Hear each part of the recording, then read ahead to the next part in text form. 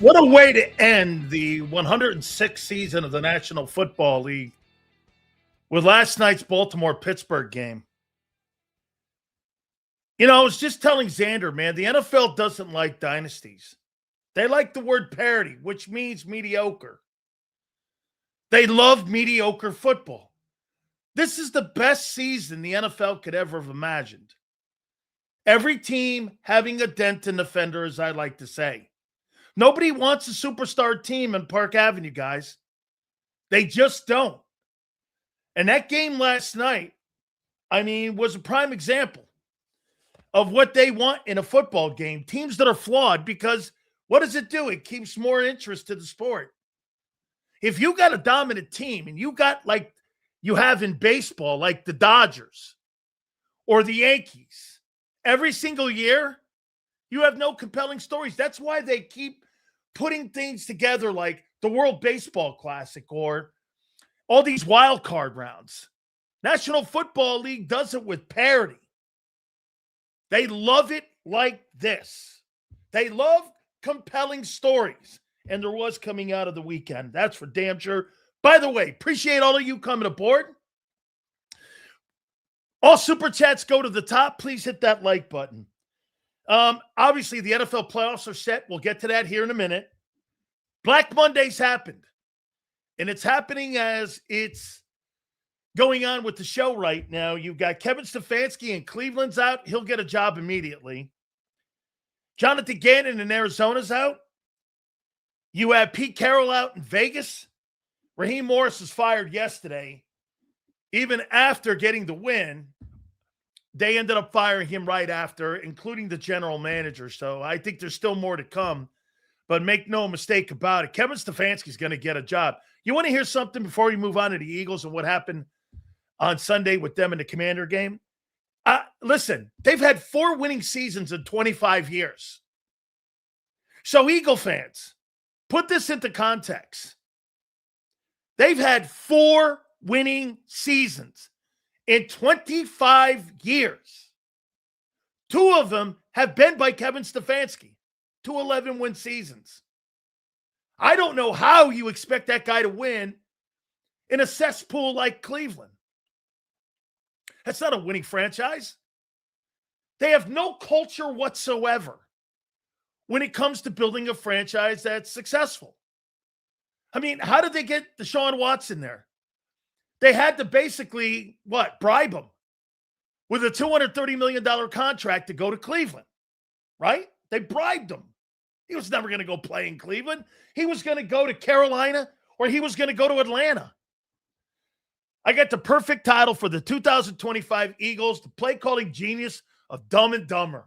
Thank you, Kyle. I appreciate it. We're going to get to Kevin Patullo here in a minute. I hope we keep our defensive staff intact, which will be almost impossible because I think many of those guys are going to get coordinating jobs, or some of those guys may even get some calls to be a head coach. Okay? Obviously, the Commanders and Eagle game. I'll say it like I said in the post-game show. The arrogance of the Eagles to think that they were going to beat the starters of the Commanders with their backups was pretty stupid. But again, I made the comment that if I hear Nick Sirianni at the presser say that he has no regrets and he was doing it over resting his players, I came away because I went back and watched that. I came away with this. I don't think they think any different of the San Francisco 49ers than I do they think of the Green Bay Packers. So whether or not they're in the 2 or 3 hole to them, now the difference would be in the 2, you'd get 2 home games at Lincoln Financial instead of 1. All, barring what happens in the playoffs in the first round. But I think they look at San Francisco and Green Bay and go, very beatable and kind of compatible with one another. So I don't come away going like this. Look, the conversation, I get it. Seth Joyner's going off saying, I can't believe he rested him. Really, Seth? Really? Shit, the Commander game's in the rearview mirror already. It's a meaningless football game in a lot of ways. There was some stories that came out of it, obviously, but you know what I took away from the Commander game? Nothing. Okay, debate the fact that, I really did. I came away thinking, well, they probably don't look at San Francisco and Green Bay in any different light. They probably see like I see the playoffs. Seahawks, Rams, Eagles. Brief look at this game. I mean, I don't see how we win. No chance Shanahan has 2 games of poor game plans in a row. We got a caboose at quarterback. Well, we'll get there in a minute here. I think it's going to be a compelling matchup between Vic and Kyle. If Seattle and Chicago get bounced, we have home. Yeah, that's right. You would have the NFC Championship game at your place. So let me go into the game. Like I said, I thought it was pretty arrogant of the organization to think you were going to beat Bobby Wagner and starters. I got it. Josh Johnson's the quarterback. But your guy had 48 reps. We kept telling you that. 48 reps. He still needs a lot of work. I didn't think he played poorly, especially with the personnel he had out there and the O-line and the wide receivers. He really didn't have much to work with, but it was okay. I told you it was going to be between the first game of the season and an exhibition game. I'm not getting my panties in a bind because Nick sat his guys. It's really a conversation more for the offseason than anything else. I mean, those guys aren't going to play on Saturday or Sunday. They're not going to play this coming Sunday. When you guys play the Niners, the next you'll see those guys play, they'll be in special teams. I don't know. That's not what I saw. Sills, have you been hard on Jalen Hurts? I told Xander yesterday that our offense looked no different between Jalen and Tanner. How does Howie look at Nick and KP and see competent coaching staff? Listen, that offensive approach, it's clearly Kevin Patil. By the way, like we made some predictions at the beginning, of bold predictions that we made, and we wrote them down because of my horrific 2024 season. And we're going to go over those in a minute here. I never told you that Kevin Petula was going to be a great coordinator. As a matter of fact, all of you, every one of you, were telling me it was going to be a seamless transition. I said never happened. I actually thought he'd be replaced. I never thought in a million years that guy was going to be a good coordinator. I was told by everyone he was. Go back to the offseason. Everyone was making the comment that that guy was going to be, because he worked in the building, a seamless transition. That turned out to be completely false. That was not true whatsoever. Okay? And here you are with a wobbly offensive approach. I mean, being a coordinator and being a position coach. Remember we went over his resume? He's barely had position jobs.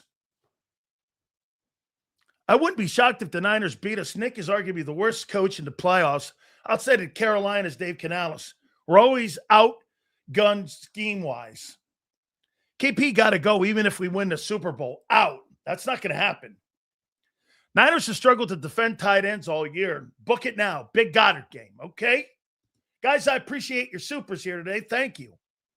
Big Dan, not saying I agree or disagree, but I think Seth's main issue is that the players, O-line in particular, played well enough to earn a chance to sit out.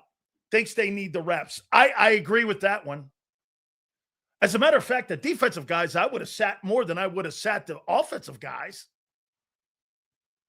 I mean, they sat the entire offensive group, right? I would have went the other way. They needed more work. And that's kind of where I would go with Seth. Yeah, I mean, look.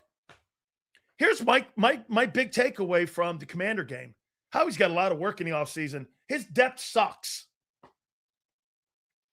His D-line depth, which I said all year, is weak. And it is.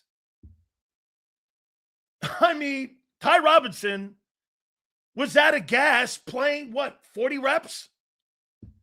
Dude, I get it. You haven't played a lot. Probably haven't earned it in practice.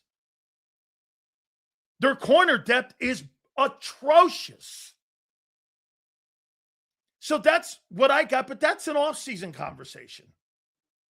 Those guys aren't going to play as a group on Sunday against the 49ers. So again, I mean, not to get your panties in a bind on January 5th, but dude, your backups are terrible.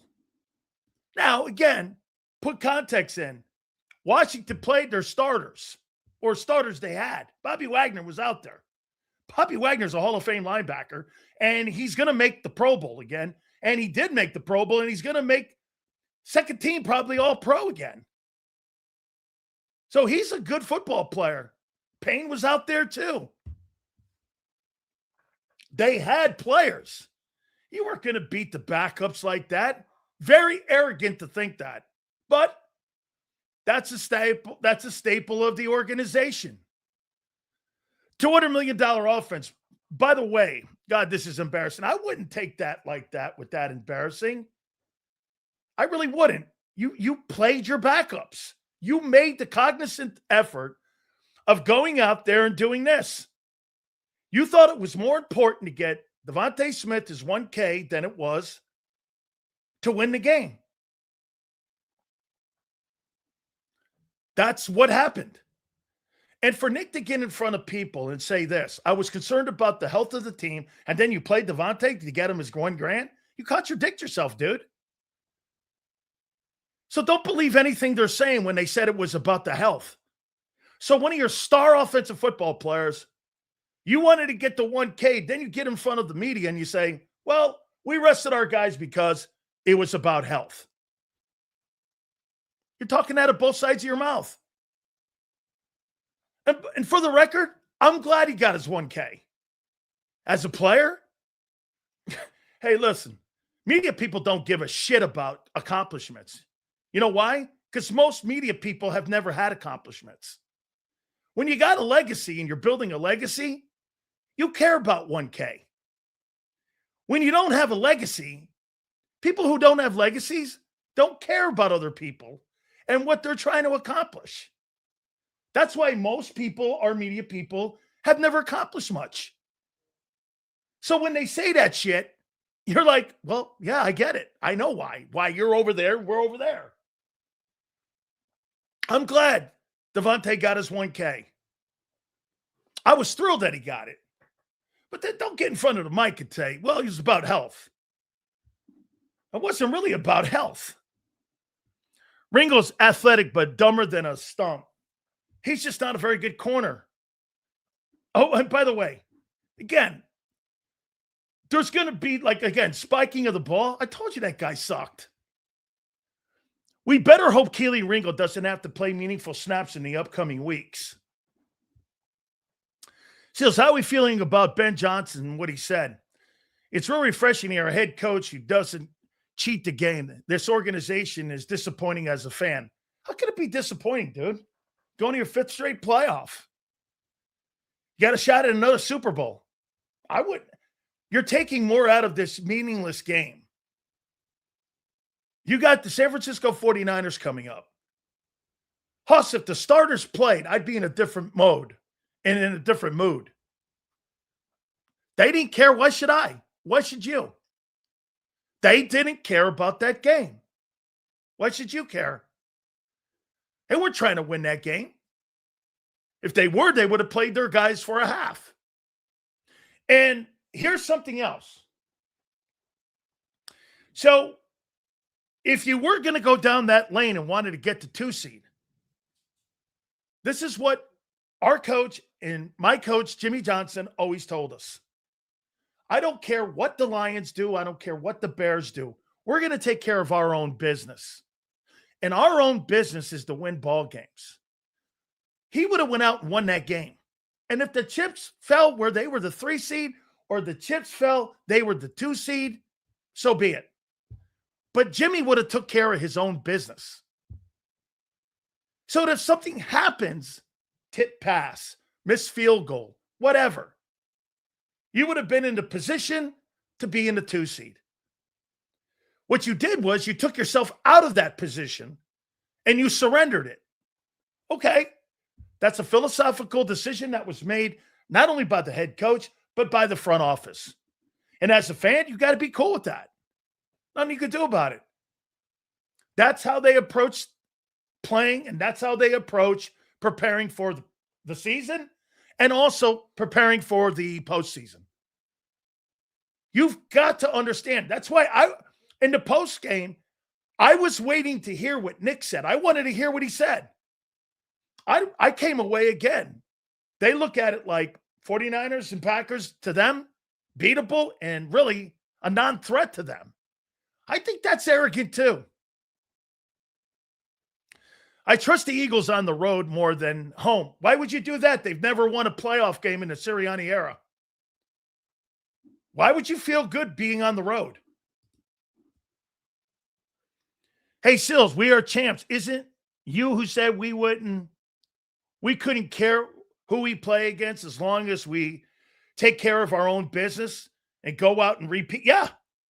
Bro, I would have played my guys for a half, got a lead, and coasted. You could have coasted home with Josh Johnson. You could have coasted a home with that. Okay? Yeah, you are the champs. We shouldn't care who you play. And I think that's what Nick did. That's what he did. He doesn't care if it's San Francisco or Green Bay. Okay. I don't mind that attitude. And if you're looking at health, obviously this was more about Lane. Now, to be candid, I mean, the offensive line is not going to get healthier in 7 days. It's a Band-Aid. So again, it was more about someone getting hurt in the Commander game than health and resting. Resting does very little at this time of the year because the games are on you like that. It was more about someone getting injured like AJ did a couple years back, getting ready to go into the playoffs. That's what it was more about. They didn't want anybody to get injured. So again, I mean, look, it's a Commander game. You played your backups. People over on the radio stations are like, atrocious, this, bad decision. I'm like, who fucking cares? Green Bay or San Francisco, I don't really see much difference in those teams either. You got a wobbly quarterback. You don't know who's going to show up. You've got a football team and the 49ers that their defense, I mean, they're going to have to control the clock with running the football. Hey, I appreciate that, Primo. Thank you. He says, I know the Giants are bad. If they were smart, they would draft a kid out of Miami, the offensive tackle. Also, I know we are drafting an O-line in the first round. I would agree with that. I think maybe they're going there. Is O-line. Resting either helps us or bites us. Get this. That's a great take. It's a great take. It's either going to help you or bite you. Correct. Which means you really have no control of that either. You're either going to come out flat or, right? I mean, you have no control of that. It's really kind of a great comment. So again, my takeaway, Tanner McKee's performance, up and down. I thought he was okay. I think the offensive coordinator, as predicted, just never connect. He can't connect with Tanner, and he can't connect with Hurts. That guy's not very good. He's just not good. You got a quarterback that can take concepts and apply concepts, and you still can't run them. I guarantee you, Ben Johnson and Kyle Shanahan would take that guy the same way they took Mac Jones and made Mac Jones into a viable NFL quarterback. If I was going to hire a coordinator to develop my first round pick, would you hire Kevin Stefanski? Excuse me, I would hire Kevin Stefanski. Would you hire Kevin Patullo to develop your quarterback? Ask yourself this. If the Eagles were in a position to draft a quarterback number 1 overall, would he be the guy? would that be the coordinator you would hire if you had the number 1 overall pick and you needed a quarterback? Would that guy be the guy you would hire? Absolutely not. And what's the difference between developing a rookie and continuing to develop a veteran? Nothing. Nothing. Players do care about stats. Josh Allen literally took 1 snap, sat the rest of the game for his consecutive starts. You can't ever talk to normal people about consecutive starts, what it means. Getting 1K.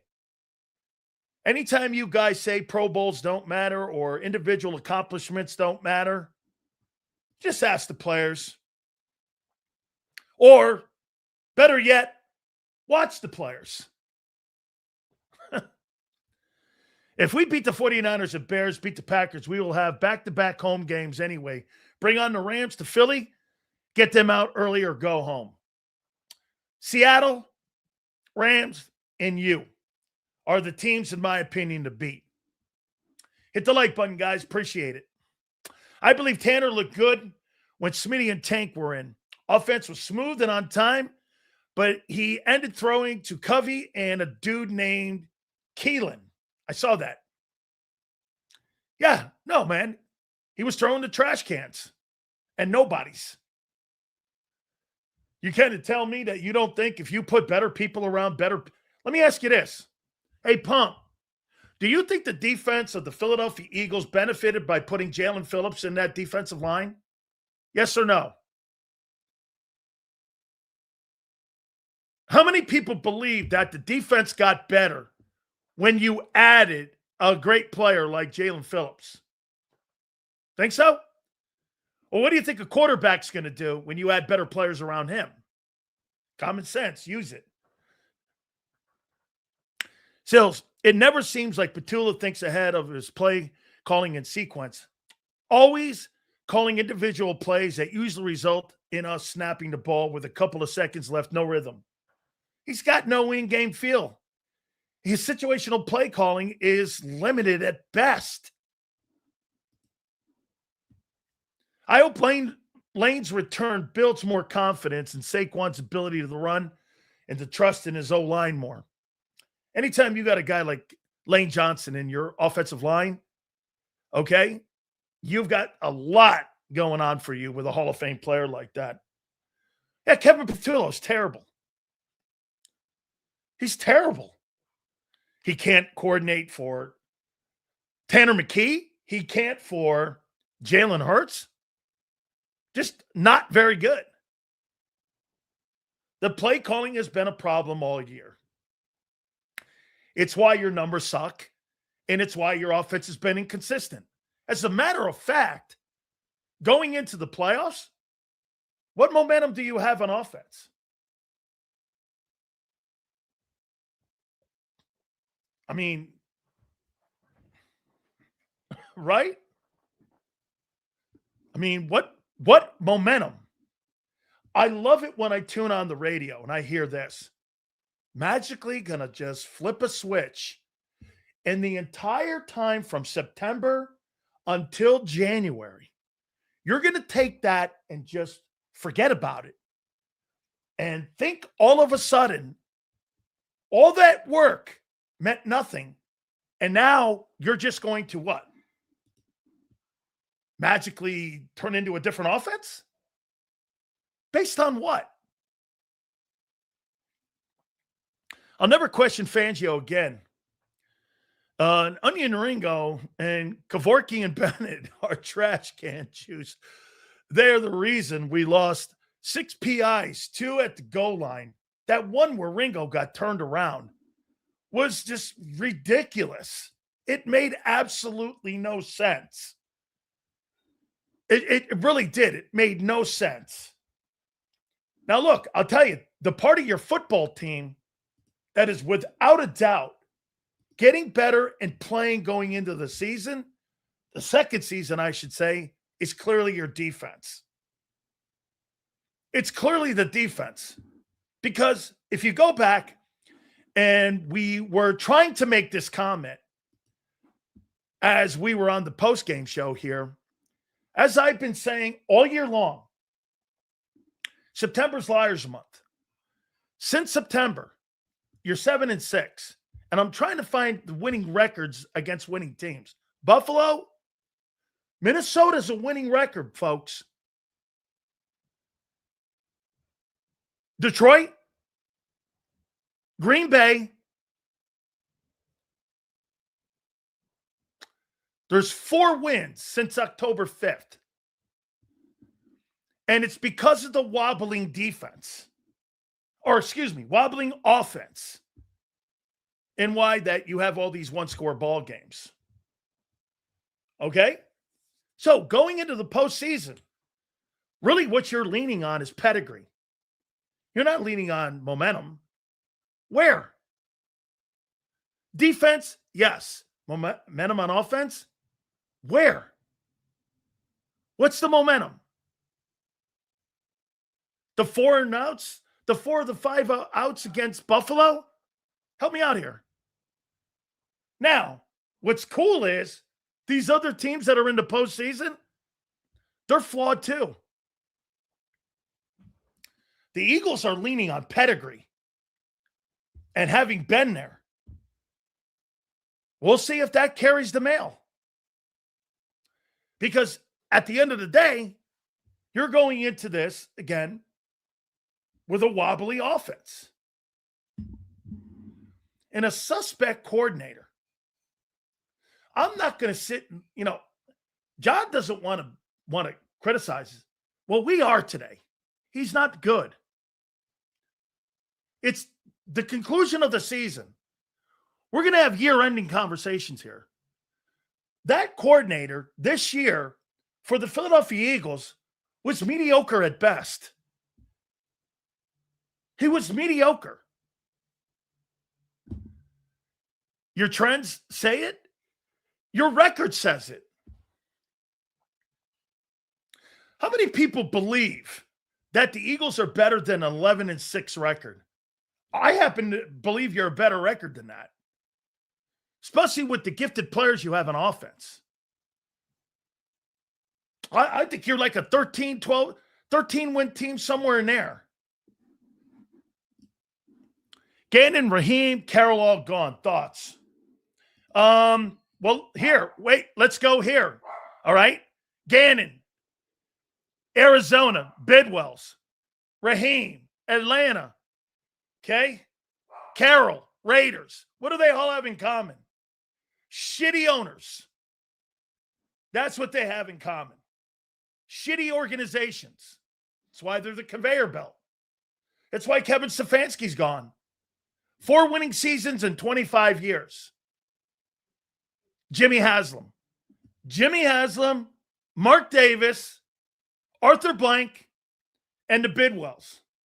What do they all have in common? Does it really matter who the coach is? I mean, does it really matter?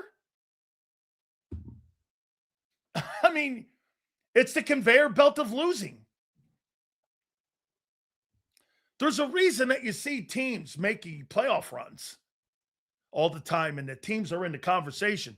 They got good front offices. I mean, so when you point those names out to me, you might as well have said Cardinals, Falcons, and Raiders, and you would have known immediately. Well, it's ownership. Sills, when Acho breaks down film, it shows how bad the concepts are, and it makes Hurts' bad traits rear its ugly head, so running will be key. Correct. That's correct. And he's right. And all you have to do is watch the concepts that you run and how you have your philosophy on running those zone runs. It's terrible. He's not a very good coordinator. We're going to get more into all the things here.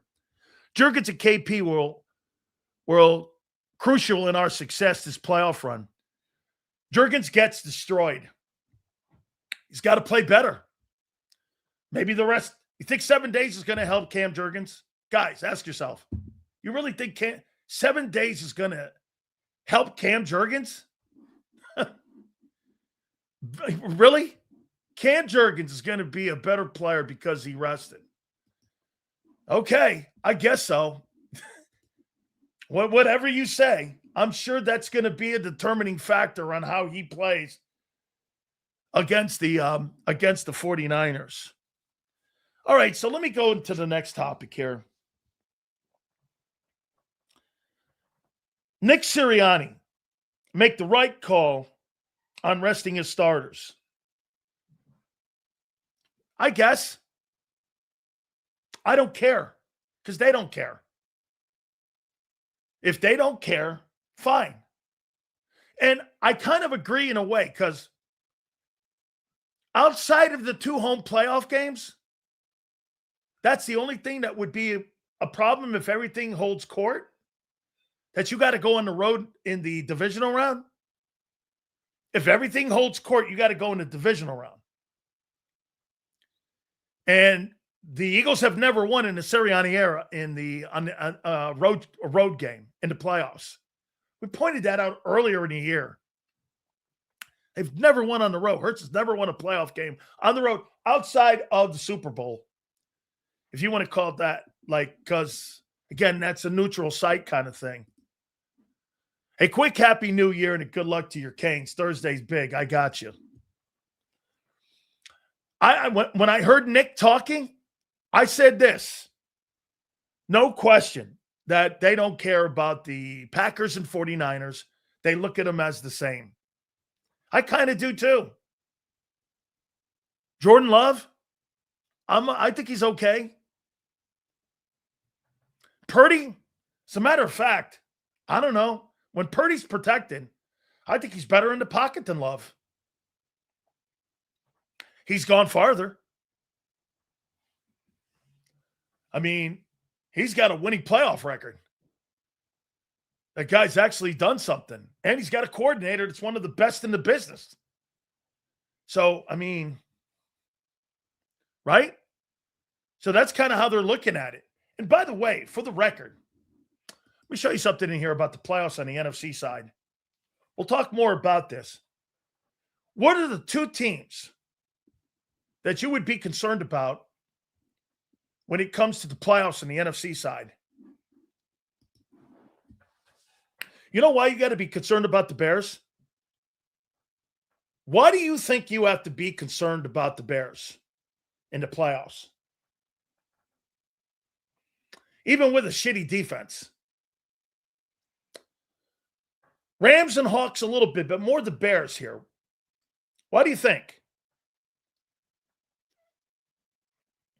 Why would you have to be concerned about the Bears if you're the Eagles? How do you cover a bad defense? You know how you cover a bad defense? Own time of possession and run the ball, which they can. They're second in the league. Or they may be first. They can control the clock by keeping their bad defense on the sideline by running the ball. It's what they did to you. They own field position and they own time of possession. There's only one way on the planet to do that. And it's not through the passing game. It's through the run game. In the playoffs, you're trying to win field position and you're trying to win time of possession. And if you don't have the defense that you think you have, and they don't, the only way to keep that as a minimal deficiency for you in the playoffs is do what? Keep them on the sidelines, that defense. For the Chicago Bears to go far in the playoffs, they got to limit the reps for the defensive football players because they're not that great. Okay? Why? They kick the shit out of you in your own building. Well, don't be arrogant like you were this past Sunday where you thought you were going to beat a team with starters in the NFL and you thought you were going to beat them with scrubs like Keely Ringo and that guy Bennett, who's the worst player on your team. Try not to go down that lane. You're better. I think you are. Okay? Well, if the Bears stink, Reyes, they put almost 300 yards on the ground against you. By the way, I could see a team putting 150, almost 300 yards. Okay.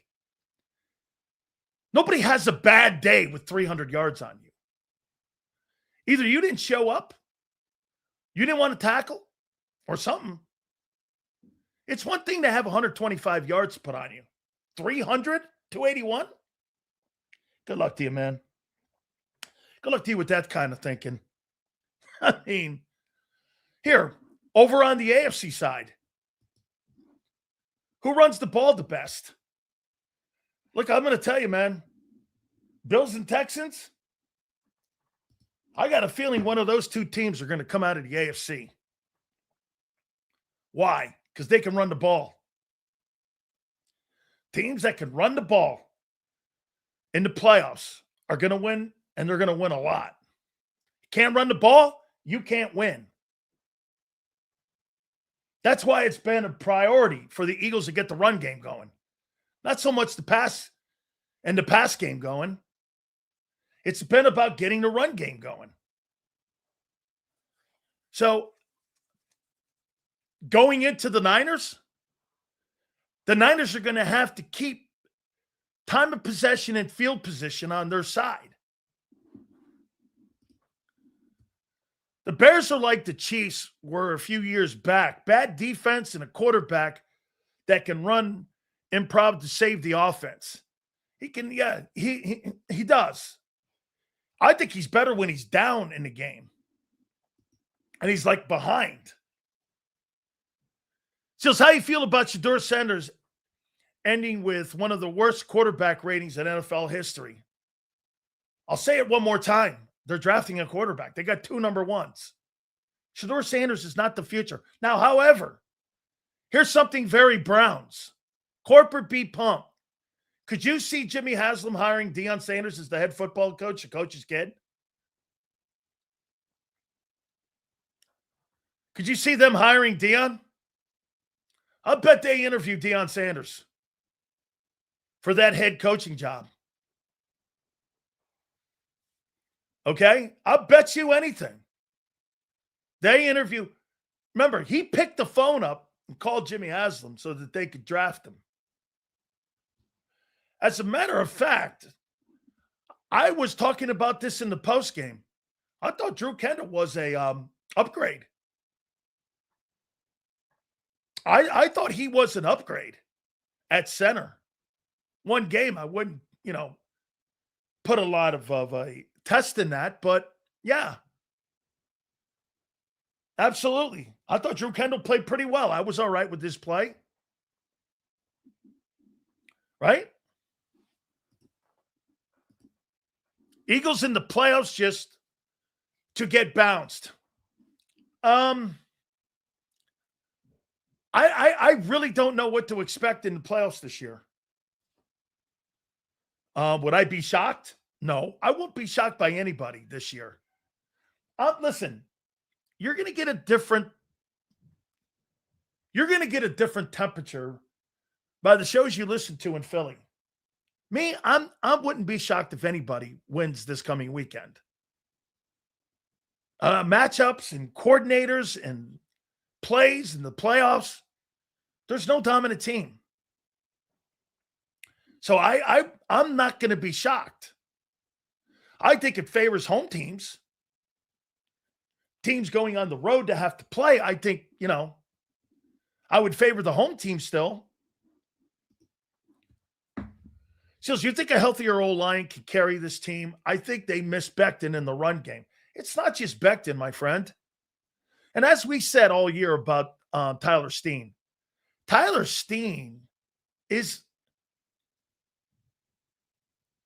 he's technically sound, but he's not like an earth mover guy. He's not like a point of attack guy. He does a lot of good things, but he can be beat. Like, he's not a dominating old lineman. He's just a dude. He's kind of good. He's good. He's not great, though. Then you combine that with no lane, and you put Fred on the other side of him, and then you put Cam, who's been struggling all year. And Landon Dickerson, who's been banged up all year, really started in the offseason with those 2 surgeries. I mean, the middle of your offensive line, really, from all the way from your left guard all the way to your right tackle this year, has been mediocre at best. I believe we win the game yesterday if we didn't sit Tank for the fourth quarter. Brother, that kid is so explosive and dynamic, runs like the rookie Pacheco. I actually thought he ran really well. I thought he had a really good game. I was impressed with him. As a matter of fact, I thought he did really well in pass protection, something Saquon Barkley struggled at this year. Do I think the Eagles win versus San Francisco? Yes. Would I be surprised if they lose? No. With no real dominant teams, anything is possible. Correct. That's where I'm at with you, my friend. Yeah, here. So I thought Jordan Davis, playing from the first game to the last game, kudos to him. He's had a renaissance season for him. You know, I'm critical of him a lot, but you got to be fair to him too. He's played the best defensive line of any Philadelphia Eagle this year. He is the most improved, and he's the MVP of the D-line. He's been your best defensive lineman from the beginning of the season against the Dallas Cowboys on September 4th, all the way until January 4th, he's been your best defensive lineman. He's put a lot of tackles up. He's got pressures. He's been in the backfield a lot. He's starting to earn time on third down. Yes. I think he's improved a lot. And there's no doubt about it. He's improved a lot. I thought he was really good in that game. I thought Moro Joma and those guys played more than they probably wanted them to play. I thought the offensive line was okay with the backup guys. The receivers, again, I thought they had some drops. Tanner was throwing the ball away. Again, it was just a spotty offense because the majority of those guys are scout team guys. Those are scout team dudes. Ty Robinson needs a lot of work. Remember what I told you in the preseason? When he would get in front of the microphone and he'd say, these are brand new things to me. What did I tell you? He wasn't well coached at Nebraska. I don't know what Matt Rule's doing there with Nebraska guys. He's just not well coached. His fundamental techniques, and I've told Clint Hurt this, he's just not very well coached. They got to coach him up. Dude, when you get to the NFL, you shouldn't have to have that kind of coaching. Talking about hand placement, balance, playing over your pads. He does none of that. I mean, he's got great strength. He can't move his feet to save his life. Got to move your feet more, son. And if you can't move your feet, play him at nose.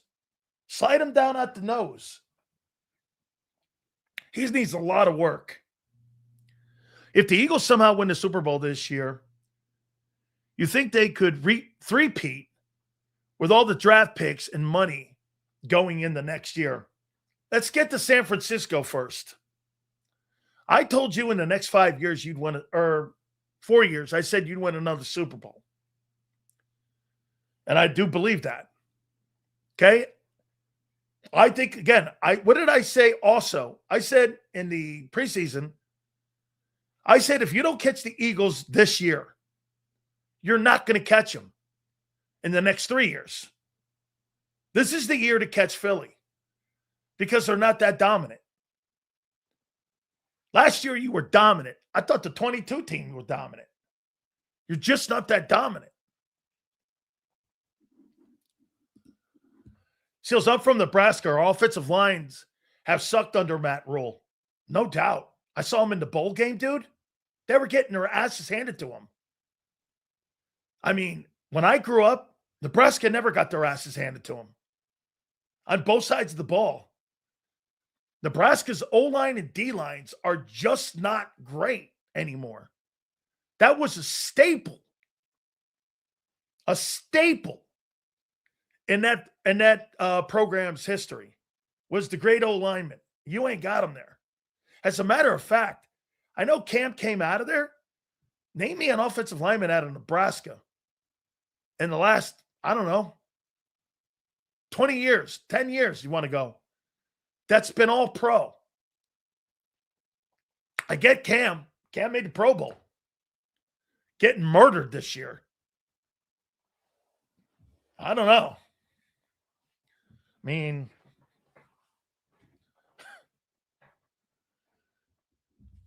yeah, no, I mean, Nebraska's lost a lot when it comes to the big power offensive lineman and D lineman. Yeah, not since Sue. You're right. Not since Adamic Sue was there. Hit the like button, guys. We appreciate all the supers today. Thank you. Adamic Sue is probably the last great one. Yes, I completely agree. All right. So I'll get to Tanner McKee's performance. So before I get into some of the things that I wrote down, and I told you I was going to keep them over here, and I did, about some of the shit we said in the preseason, let me get your takeaway. The 2025 regular season of the Philadelphia Eagles was what? Fill the line in. Was what?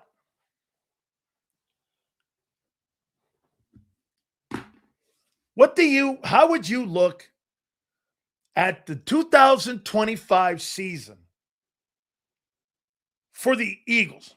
Well, wait a minute. Before you say disappointing, hold on here. You haven't begun the playoffs yet. Oh, okay. Regular season we're talking. So the regular season was disappointing. Okay. Shaky. Weird. Mediocre. Okay. Here's one I would use.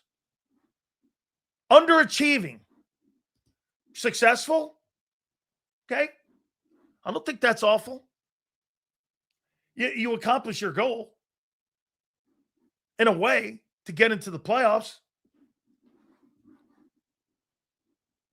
No answer is wrong. Bad coaching. Resilient. Expected 13-4. With the number one overall record, or excuse me, schedule. I like this one too. Inconsistent. Incomplete. Okay. No offensive identity. Agreed.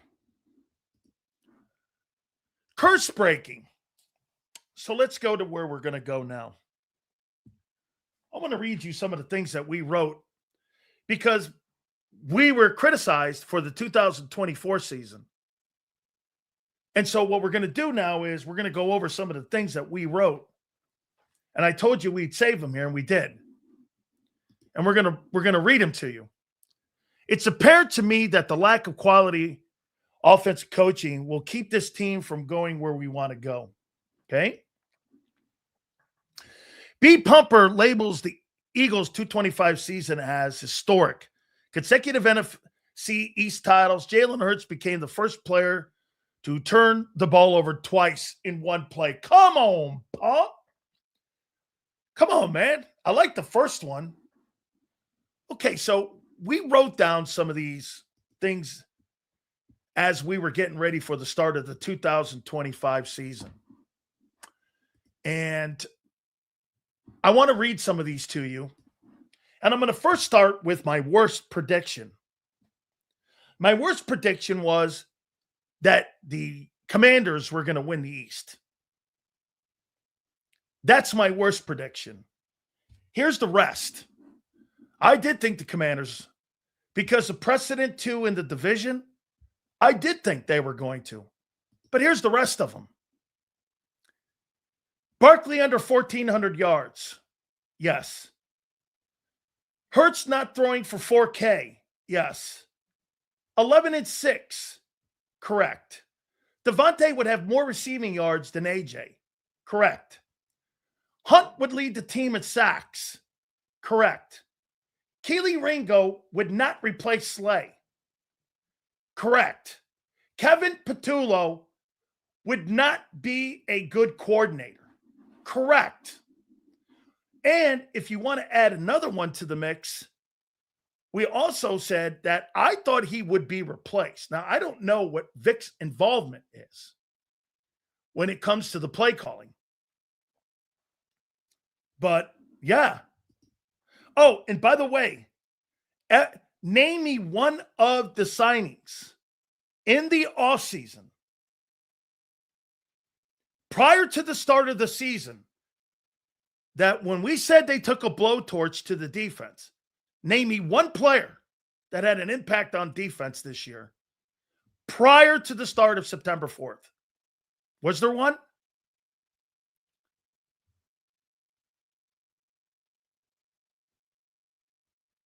Was it Dory Jackson? Was he picked up after the season started, or was it before the season started? I don't remember. Ajomo was on the team. Okay? Hunt was on the team. Was it Dory? Did he get signed in the before the start of the season? Dude, listen again very carefully.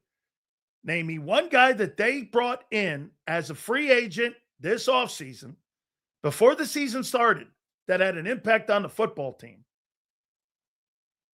prior to September 4th.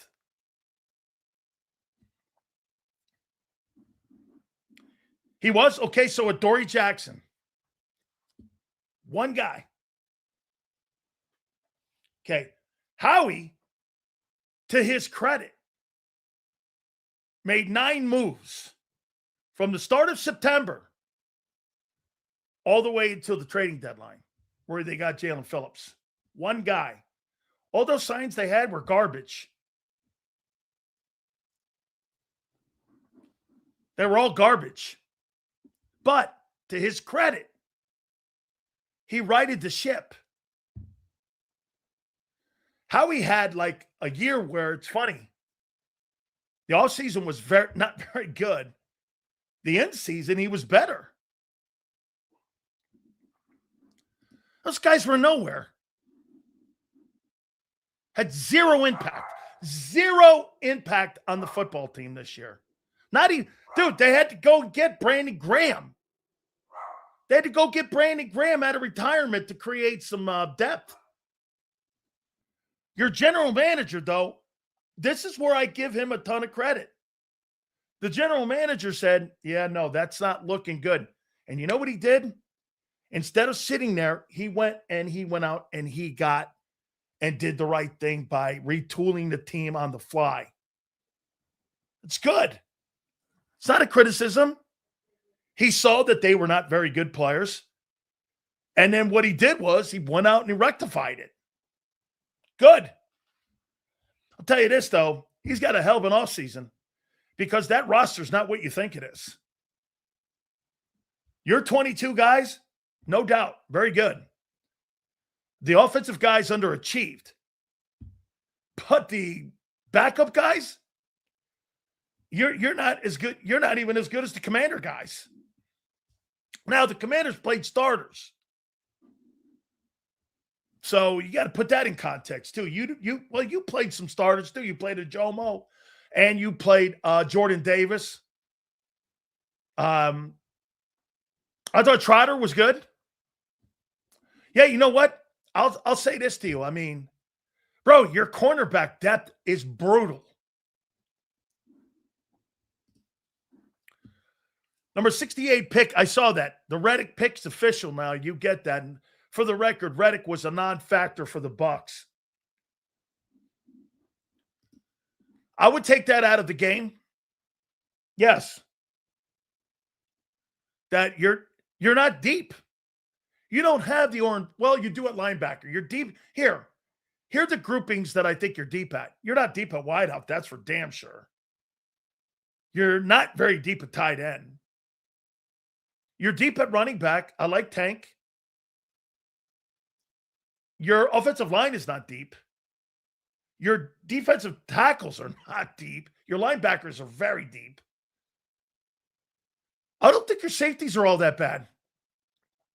Especially when you get Makuba back. Bro, you can't lose corners. Let me tell you what they're going to do. If anybody goes out in any of these playoff games and they see Bennett or they see Ringo, that's a scarlet letter, dog. Some of these quarterbacks are going to go right at them guys. They're not, Keely Ringo, how could you be in the final week of the season and get turned around like that and no technique?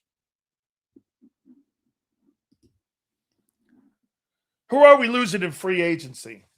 We'll do that. We'll do that in a bit. I promise. Thank you for the super. I don't think you're in trouble.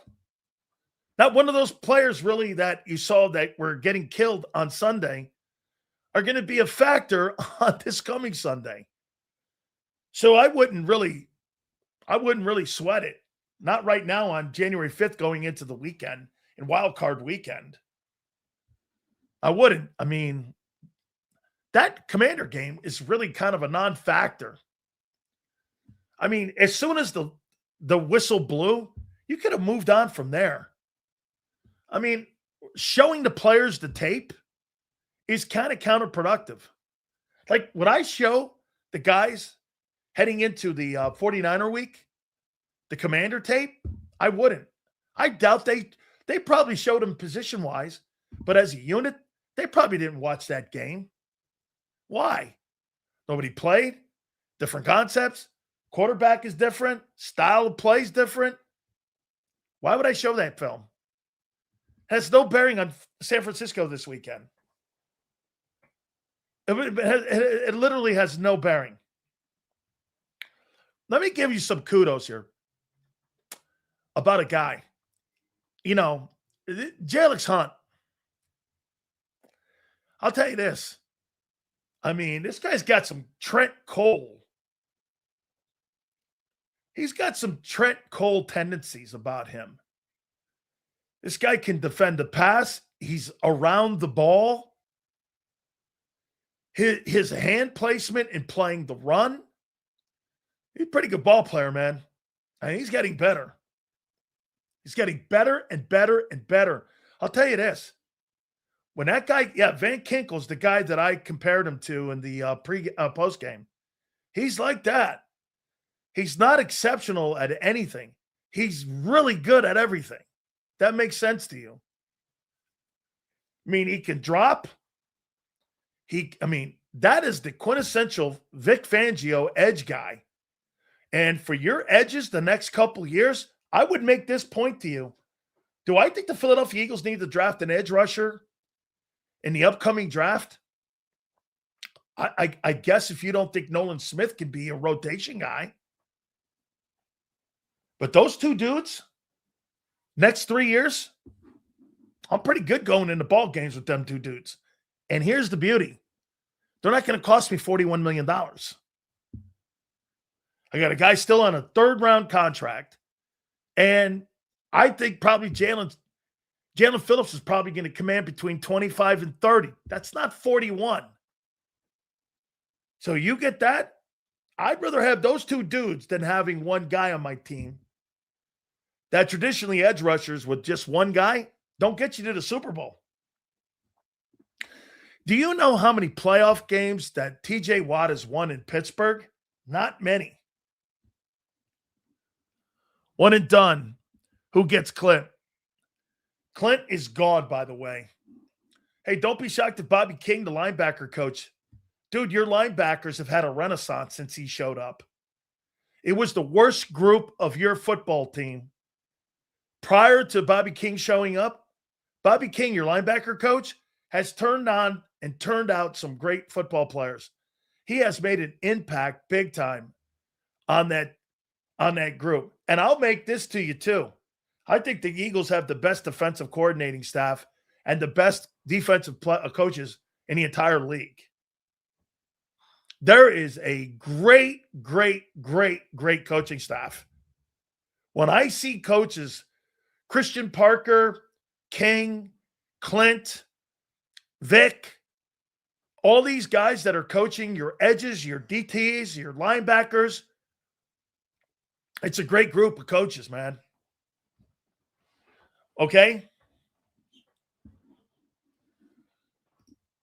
No way, Seals. You better be lying. We can't lose that coaching staff. Well, here's the deal, my friend. Here's how you lose guys. If you're under contract, you can't take a lateral job. But if you're being offered a coordinating gig, that's where you can leave. Remember, you have to elevate. It can't be a lateral move. So say the guy Chris Shula leaves and gets a head coaching job somewhere, the Rams guy, and they want to interview Bobby King to be the linebacker coach with the Rams. And they want the linebacker coach to become the coordinator in Los Angeles. That is where, again, that you can leave your contract and go and coach and become the coordinator for the Rams. So it can't be lateral moves. That's why you see this. When you get a really good coach in the room, what you do is you all of a sudden make him the assistant head football coach.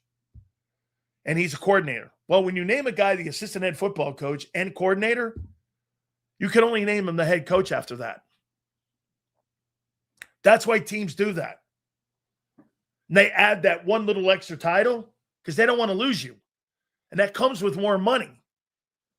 So, like, you'll see a guy, like, if a guy's young, they'll go, the assistant head football coach of the Philadelphia Eagles. Well, the only other job you could take while you're under contract with Philly and with Howie and with Jeffrey Lurie is a head coaching job somewhere.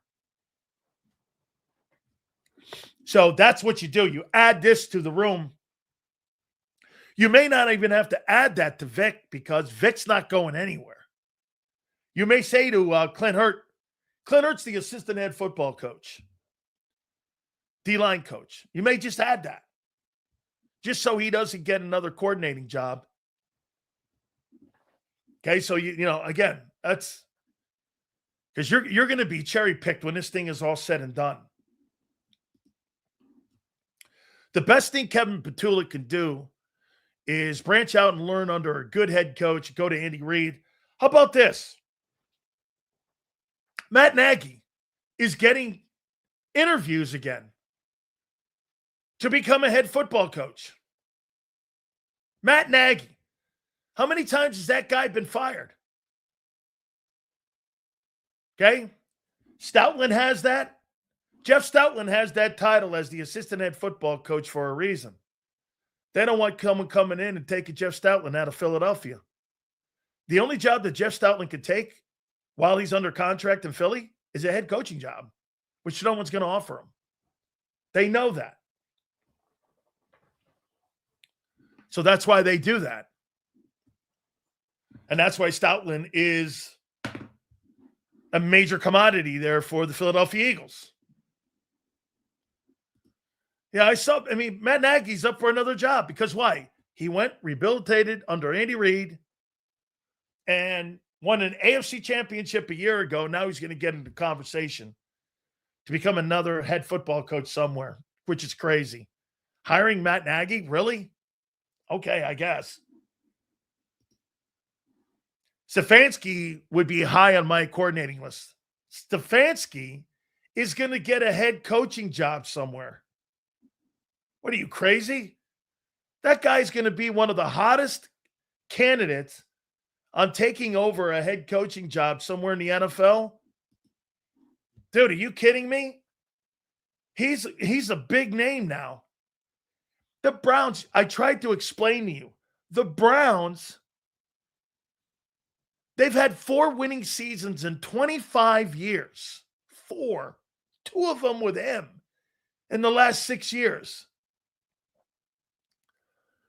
Can Clint replace Vic one day? Yes.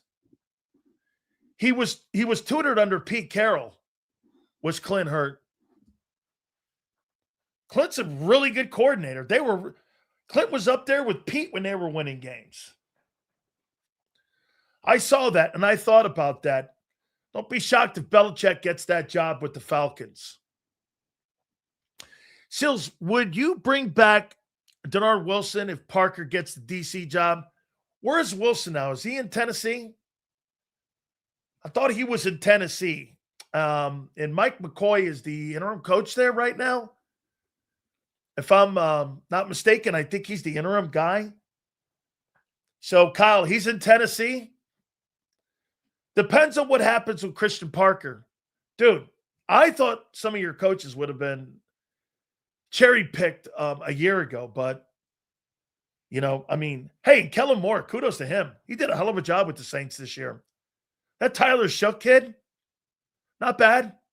He can play. He had a better year than Cam Ward did. Tyler Shook, okay, had a better year than Cam Ward. And, he makes plays, and he's got wheels, and he can move.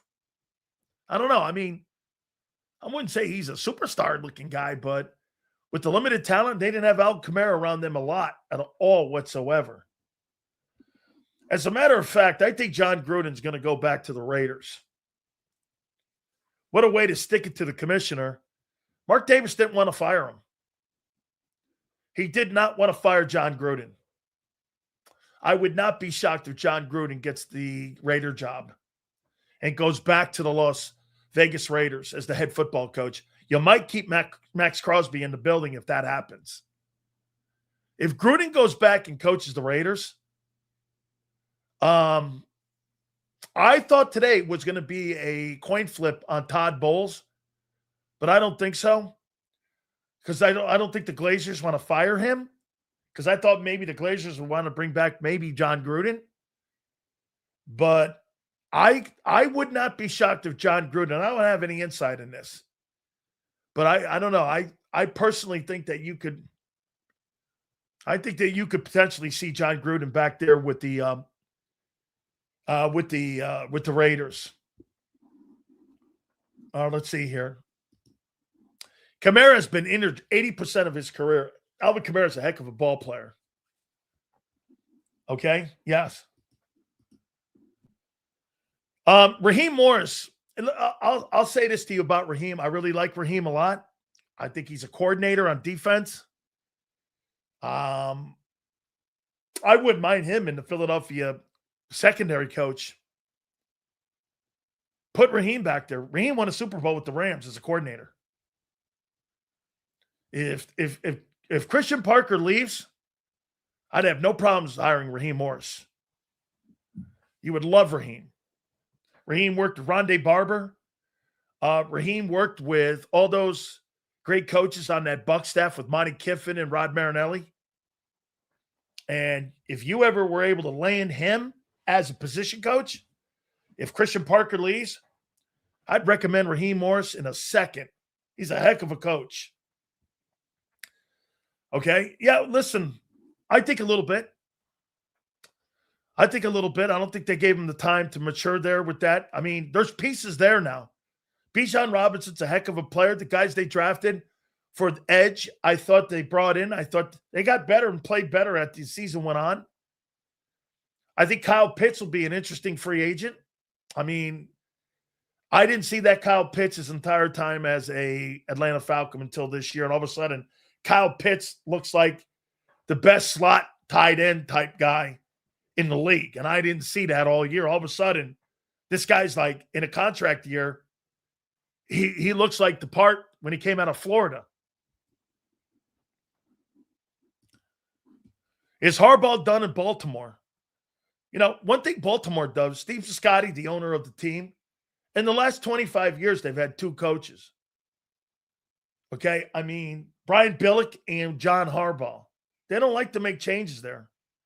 So I don't know how that's going to play out. But, hey, I'll say this to you about Lamar Jackson. Great talent. He was awesome in the fourth last night.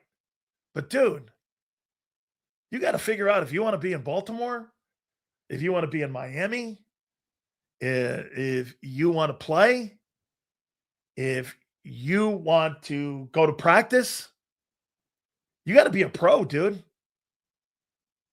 That article in the Baltimore Sun, I finally read it. Not very good when it comes to describing your behavior as a quarterback of the Ravens. Do you want to be there? It seems that they're accommodating him a lot. And I get it. He's a star player, but boy, the superstar player on that team still Derrick Henry.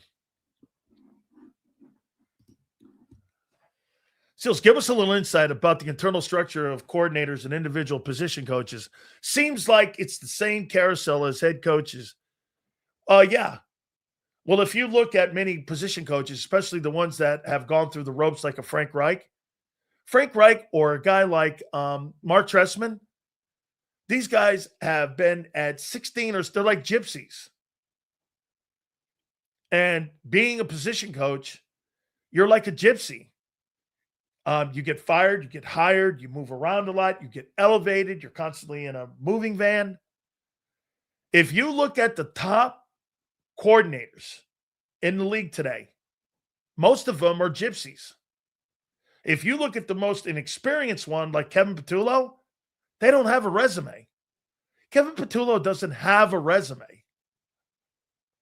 He's got buddy jobs. The assistant to the wide receiver job, the assistant to the head coach, the assistant to the quarterback coach, the assistant to the wide receiver coach, the assistant to the ball boy. He's never really had a job. He's not, they're like gopher jobs. Go get me some tape. On 3rd down and 1. And the Eagles turned the play calling over to that. Like I said to you, if you were, let's just pretend that it's not Jalen Hurts. Like I said in the first hour, let's just pretend that it's a quarterback you have to develop. Say Jalen Hurts got, God forbid, hurt. You trust Kevin Patullo to take Tanner McKee and develop him into a star quarterback? No. Would that be the guy you'd hire? Shit, I'd hire Matt Nagy first. Look at what the New England Patriots did. Did they give it to one of Mike Vrabel's buddies? Mike Vrabel went out and got a 2-time loser coach, right? And Josh McDaniels, a 2-time loser coach. But he knew what qualities he had as a coordinator in developing quarterbacks. I'd said this to you. You close your eyes, you look out, and you open your eyes, you see Tom Brady traits. There's no coincidence that he's got those Brady traits. Same shit. And you're passing that knowledge on to Drake May now. Here, when you know you got a good coordinator. So, what do you think Jared Goff's deficiencies are compared to Matthew Stafford? And what impressed Sean McVay to go and make that trade with Detroit? Why did Sean, again, Jared Goff had taken a team to a Super Bowl. Would they lose 14-7? Lost by 7 points to the Patriots, right, in the Super Bowl? What was the one thing, though, that Goff can't do that Stafford does? Seals, you getting any 49ers? Yes, we're going to get Randy Cross on this week for sure as of right now. And we'll probably get the play-by-play voice of the 49ers on. We'll get a bunch of people. I worked out there. I know a bunch of 49er guys, so we'll get them on. Football IQ. I'm not saying Goff's not with great football IQ. Stafford's is better. So when Matthew Stafford and Sean McVay are talking about a play, did you watch Phillip Rivers? So when Shane Steichen was talking to Phillip Rivers, Shane would probably just do this. 38 wide Z. That's all Phillip Rivers needed. Because when Phillip Rivers would get to the line of scrimmage, 38 wide Z, where's my landmark? Where's my reference point? There he is. 20, 20, 20. Shane hears that on the sidelines. Shane knows that he knows that. Shane doesn't know if the backup quarterback or if Anthony Richardson would never know that. Anthony Richardson would never know that because he's never been schooled at Florida and he's never had the knowledge of it. It's not that he's dumb. He's never been taught it. Rivers gets to the line of scrimmage, looks for his reference point, sees the free and strong and goes, there he is. There's my reference point. Shane just goes 38 wide Z. Fan. He's telling him the fan block. Hut. Fan. And all of a sudden, when the guys slide, zone. Changes up protections. And he's got 10 seconds left on the clock. The guy Rivers, when it comes to Rivers, Phillip Rivers wants a lot of time on the clock. You know why? He's waiting for you to make the decision. He's going to put the play based on what you're going to do. He's going to wait till the 5-second mark. He's going to look the middle linebacker in the face or the guy with the green dot and go, what are you going to do? Guy's got to set his defense eventually. Now, if you have a guy like Vic in the booth, post-snap coverages and designs, that's a little bit more technical. When you got post-snap coverage designs, and you got a guy in the booth like Vic, Vic's going to know. Rivers is going to know that. Rivers is baiting us. He's going to go post-snap. It's a chess game. When you got a guy like Josh Johnson against Vic Fangio, you know why Vic got beat yesterday? Vic got beat because of lesser players on the field. How in the world can Vic Fangio run a defense when you got corners that get turned around and chase the ball? How many times have I told you that, get this, don't ever chase the ball. Play your technique. How many times have you heard Fangio say this? Play technique. Don't play the ball. The ball will take you away from the play every time. Every time. Hey, I thought Vic was this magical genius. Vic can only look at the guy in the face and say, here's the road to the yellow brick road. If the guy doesn't know how to walk the yellow brick road, Vic can't do anything for you. He can't walk you down it. You got to walk down it. Our coaches used to say this all the time. We'll walk you to the road, but you got to walk down it, guys. And when you don't have smart football IQ dudes, you see what you had yesterday in your secondary. Do you know what Cliff Kingsbury was doing to your safeties and your corners by the end of the fourth quarter? They were just throwing it up for grabs because they didn't know how to play technique. They were just throwing. Josh Johnson wasn't completing passes. He was throwing up punts. And they were getting PIs on it. They weren't trying to make plays. They were baiting the corners because the corners were not with knowledge. It was sad, actually, to see two NFL players playing corner that had no right being on the field. They were not prepared. Now, again, it's not about Vic not preparing him. It's more about them not assimilating and processing the information. The biggest mistake that the Eagles made when evaluating Ja'Cory Bennett, you know what it is? It's very evident. That guy's been here how long? Since September? He didn't pick the playbook up? That guy's a dumbass. He's a dumbass. He didn't, I mean, you could tell he didn't know where to line up. And he didn't know his technique. He was too handsy. And the reason he was handsy is playing from behind. I mean, it doesn't take a genius to figure that out. He was reaching, you're playing from behind. Which means this, you don't know your playbook. I mean, you just don't know your playbook. Keely Ringo has technique issues. He can't turn his hips. And when it comes to tracking wideouts, boy, I'll tell you, his pre-draft analysis, if you go back and read it, It is spot on still to this day. He cannot track wide receivers very well, especially when you're running crossing routes. Man, he struggles big time. I mean, man, they weren't running complex, pass routes. Now, Terry McLaurin's playing, and he's going to run circles around a guy like that. Keely Ringo on Terry McLaurin? Really?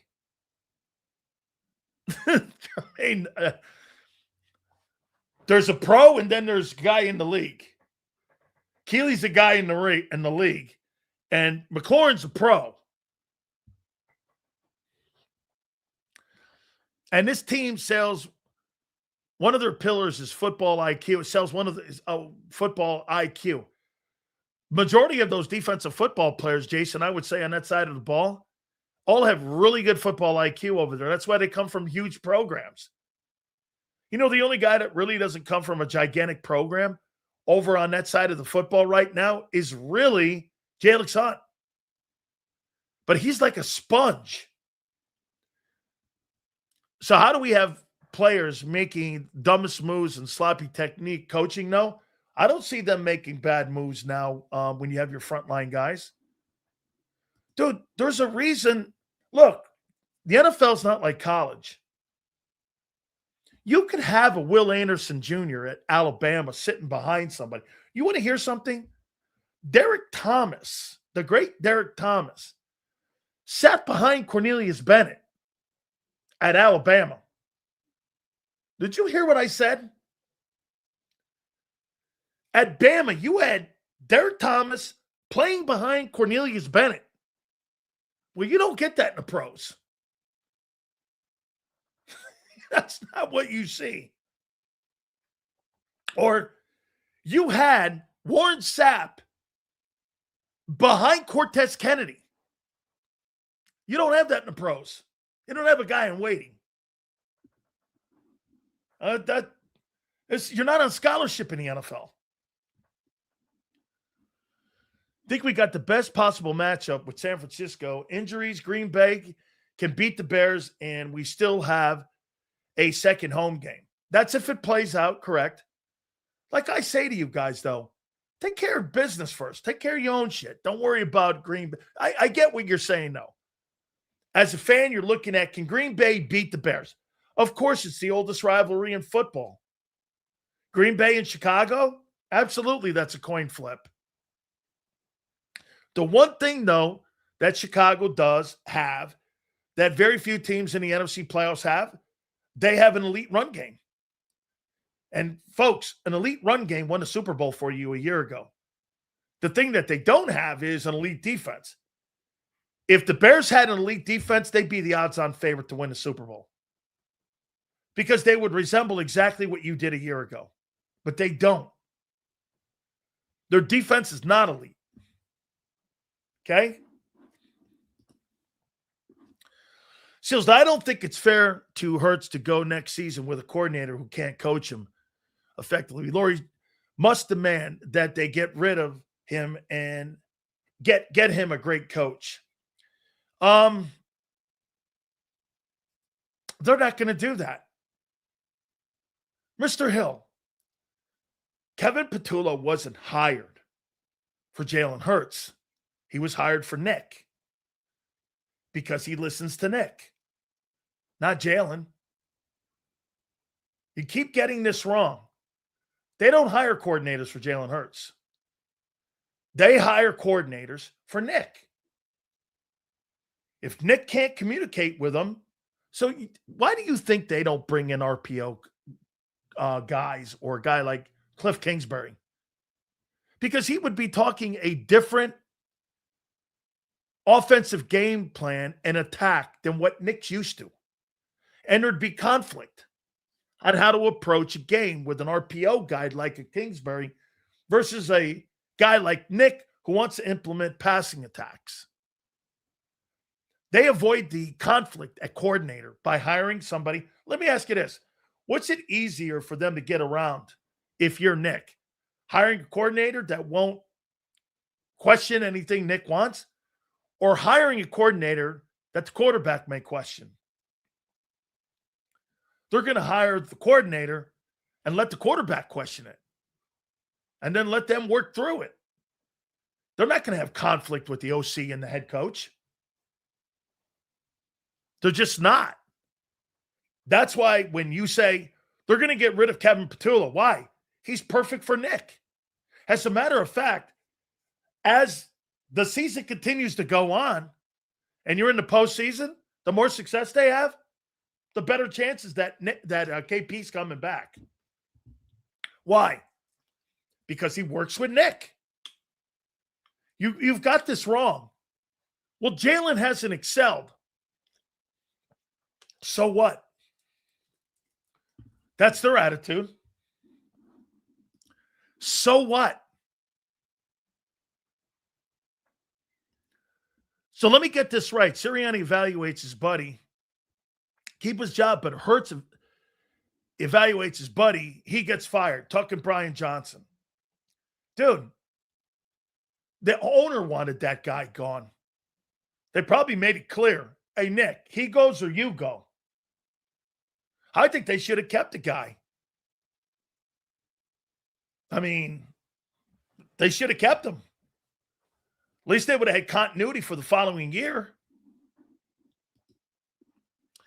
So last night was AJ, what AJ tried to warn us about early in the season, a non-evolving offense. Yeah, get this. You had a different style quarterback in the game last night, and you had a completely different approach than what you would have with Jalen, and he still couldn't get it right.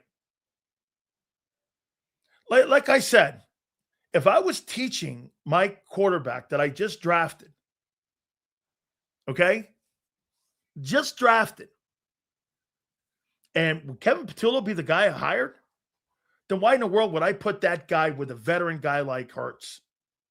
One answer, because they're hiring those guys for for Nick. Not for Hurts. Fire Kevin Petula? Kevin Petula's not a very good coordinator. It's irrelevant. As long as they're winning, going to playoffs, and Nick Sirianni's comfortable, Kevin Petula will have a job there in Philly. They like that. Well, the offense is kind of wobbly and up and down. I don't care. I'm not asking a quarterback to do much. I mean, the route schemes were kind of like the same BS when we saw Tanner playing. Did you not see the game? Those pass concepts were not great. Dude, it's not an NFL offense. Whether it's Tanner McKee or Jalen Hurts. That's not what they want in Philly. So, as long as they're winning, and between 11 and 13 or 14 wins, who gives a shit? You're in the playoffs. You got a good matchup. They're going to lean on pedigree. They're going to lean on postseason, even though that defense has a lot of new components to it. They're going to lean on the coordinator a lot on that side of the ball, which is cool. But as you can see, if you don't have good football players on that side of the ball, which you do as your starters, doesn't matter who's in there for Vic. Got to have good players. Thank you very much, Twiz. So I understand the logic, but that's a shitty attitude for Sirianni to have. Well, it's what it is. Hurts isn't a packet passer. It makes no sense to me not to utilize his talents. Aren't we tired of this groundhog conversation? I mean, really? This is a groundhog conversation. It's unbecoming. I mean, how long are you going to keep going into this? Mr. Hill, I'm not ripping you. But how long are you going to keep conversating on this? Well, he doesn't have the right coordinator. No shit. He's not evolving. No shit. It's 6 years. Enough. Enough. It's a boring conversation, actually. Stupid now. I'm not ripping you, Mr. Hill. I'm just saying, get him a coordinator that fits his skill. As long as Nick Sirianni's the head coach, that ain't happening. They hire coordinators to fit Nick's skill. Can you start respecting what Hurts has done with this shitbag Nick? I told you after the Bills game, I lifted a lot of the bricks off of Hurts. When you had the guy going in the right direction in that first half of the Buffalo game, what did I tell you? I know some of you guys glaze over some of the shit that I say. And then some of the radio guys pick up what they say, and all of a sudden it's their take. Whatever. And I've said this to you. Last week, I took some of the weight and bricks off the guy. And I said this, there's no doubt that the coaching staff on that side of the ball, boy, man, they have all kinds of crazy ideas on how to move the sticks. The reason the Philadelphia Eagles win is superior talent. It ain't evolving that offense. You had a guy from Stanford who was running limited concepts yesterday. They were limited in almost every single thing they did.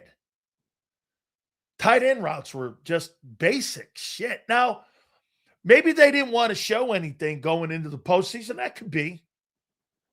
That's why, again, with the Commander game, I don't know. I was waiting for Nick to talk about what they thought of. And the only thing that he was full of shit over was when he started talking to me about health.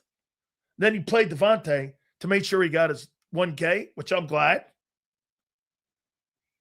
But I guess you didn't care about his health. What if that guy would have got hurt?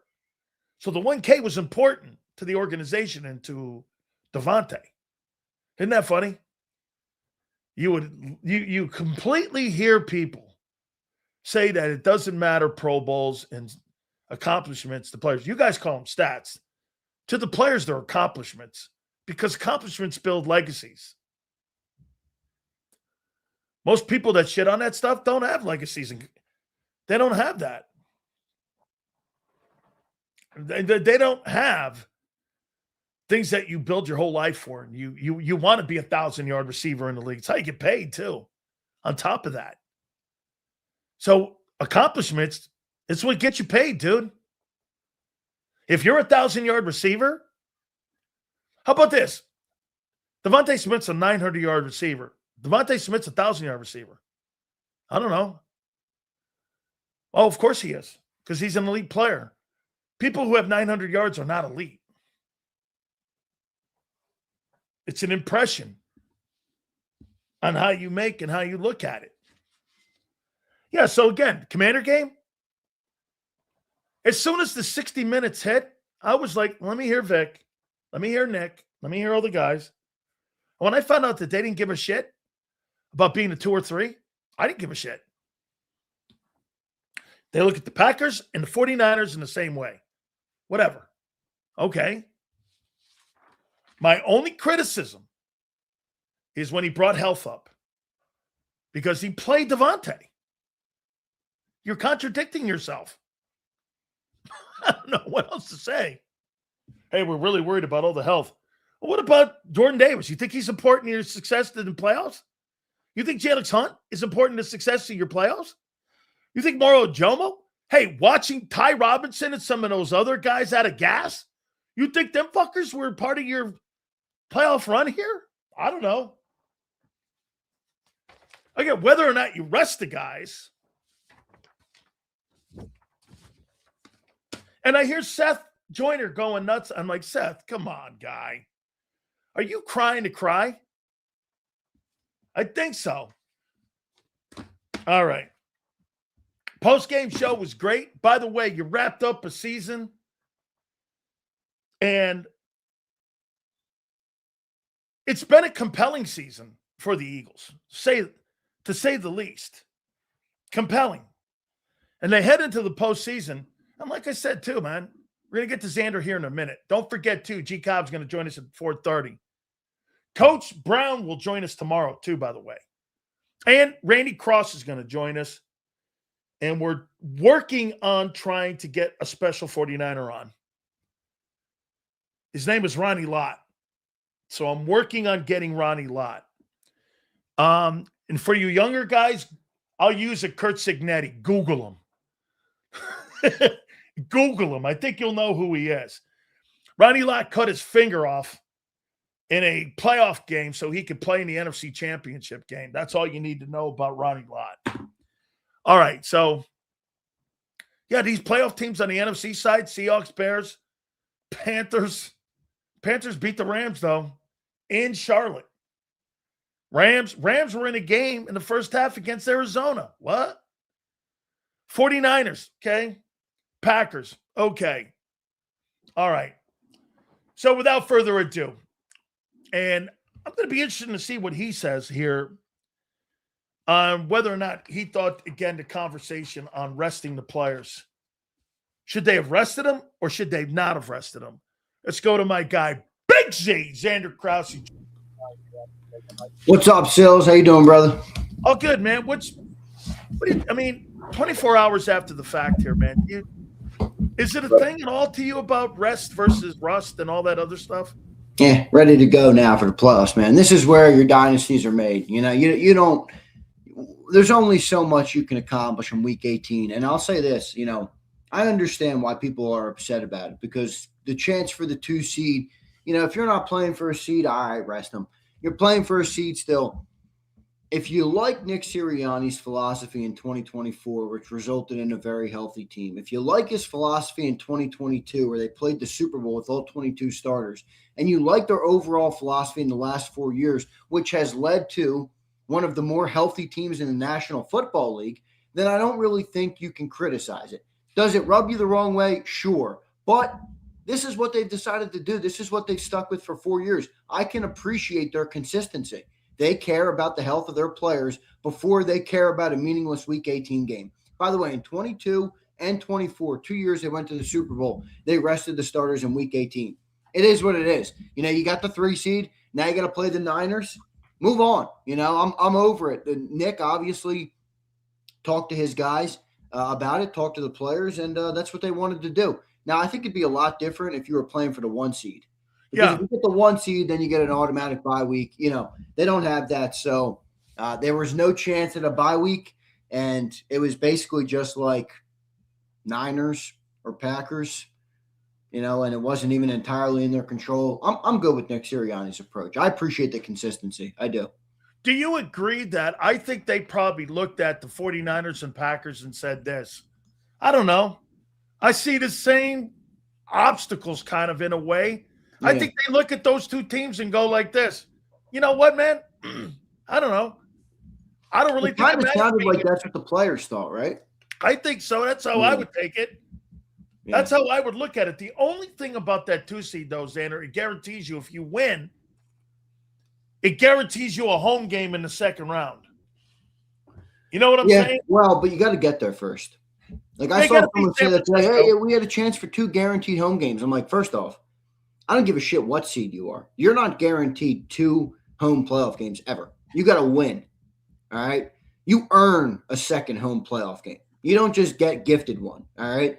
So, you know, ask the Lions that last year. You know, ask the Lions that last year who got bounced. They didn't give a rat's ass about getting the 1 seed. They got bounced by the Commanders in the NFC Championship game in Philly. It was in Philly. So, you know, I'm good with it. I'm happy that they got a chance to get healthier.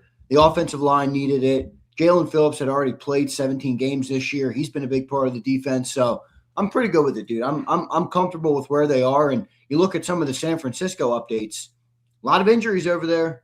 They had to play in the final week, too. Yeah. They had to play. Would you make it them playing, Devontae?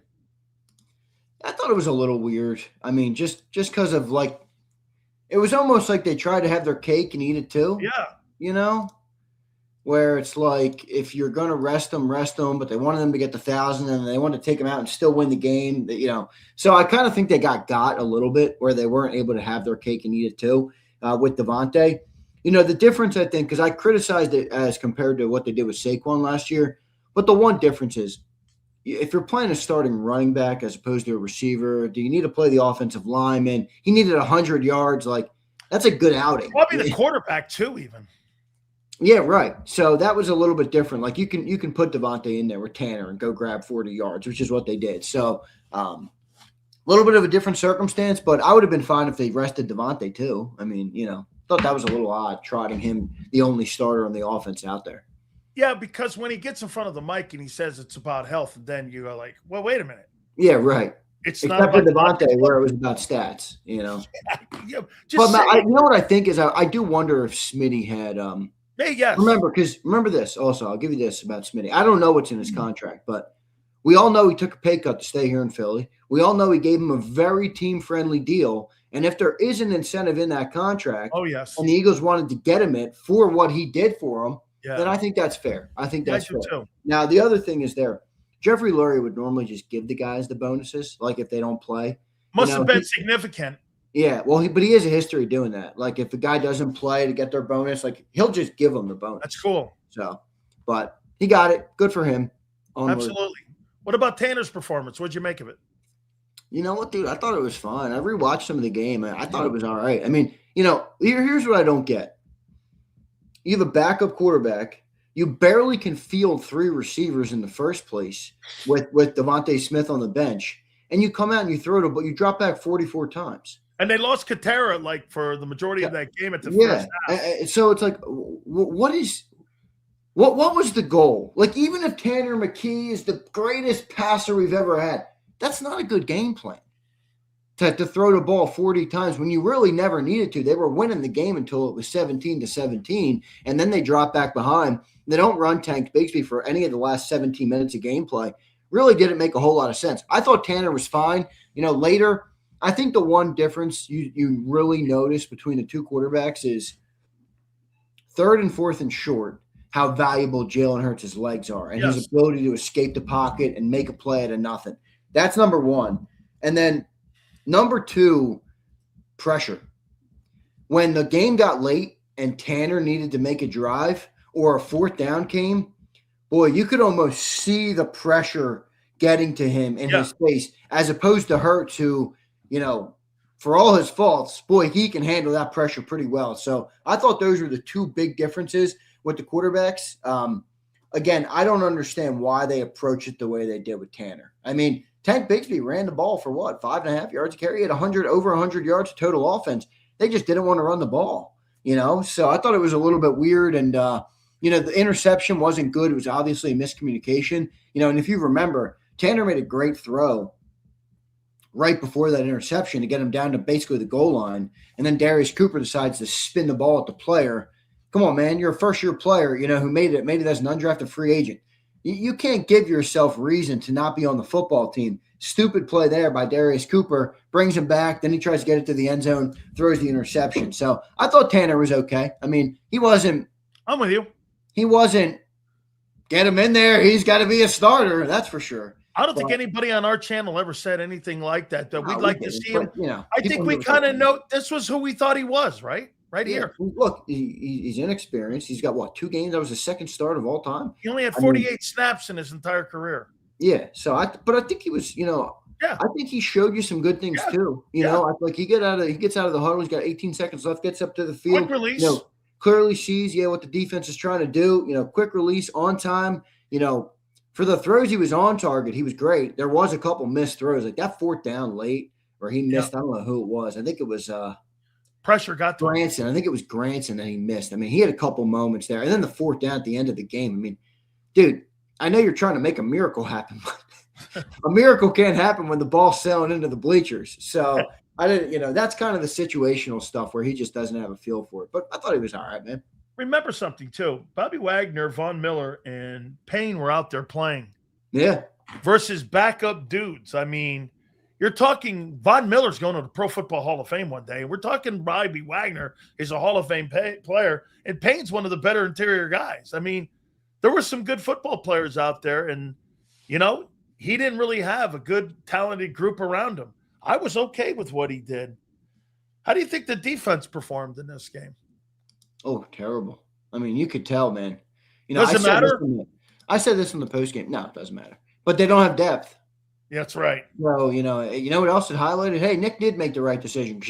If you lost a corner in that game, yeah, it's going to be a quick exit. So, the other thing I said on the post-game show, and I don't say this at all to take away from Vic Fangio. I think he's an amazing coordinator and a Hall of Fame coordinator.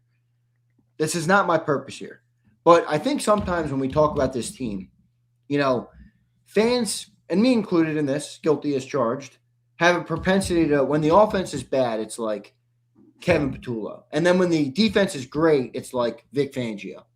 Vic is great, but those players are great. Because Vic Fangio called the game yesterday. How'd it look? Josh Johnson was dicing them boys up. All right, so players are obviously first.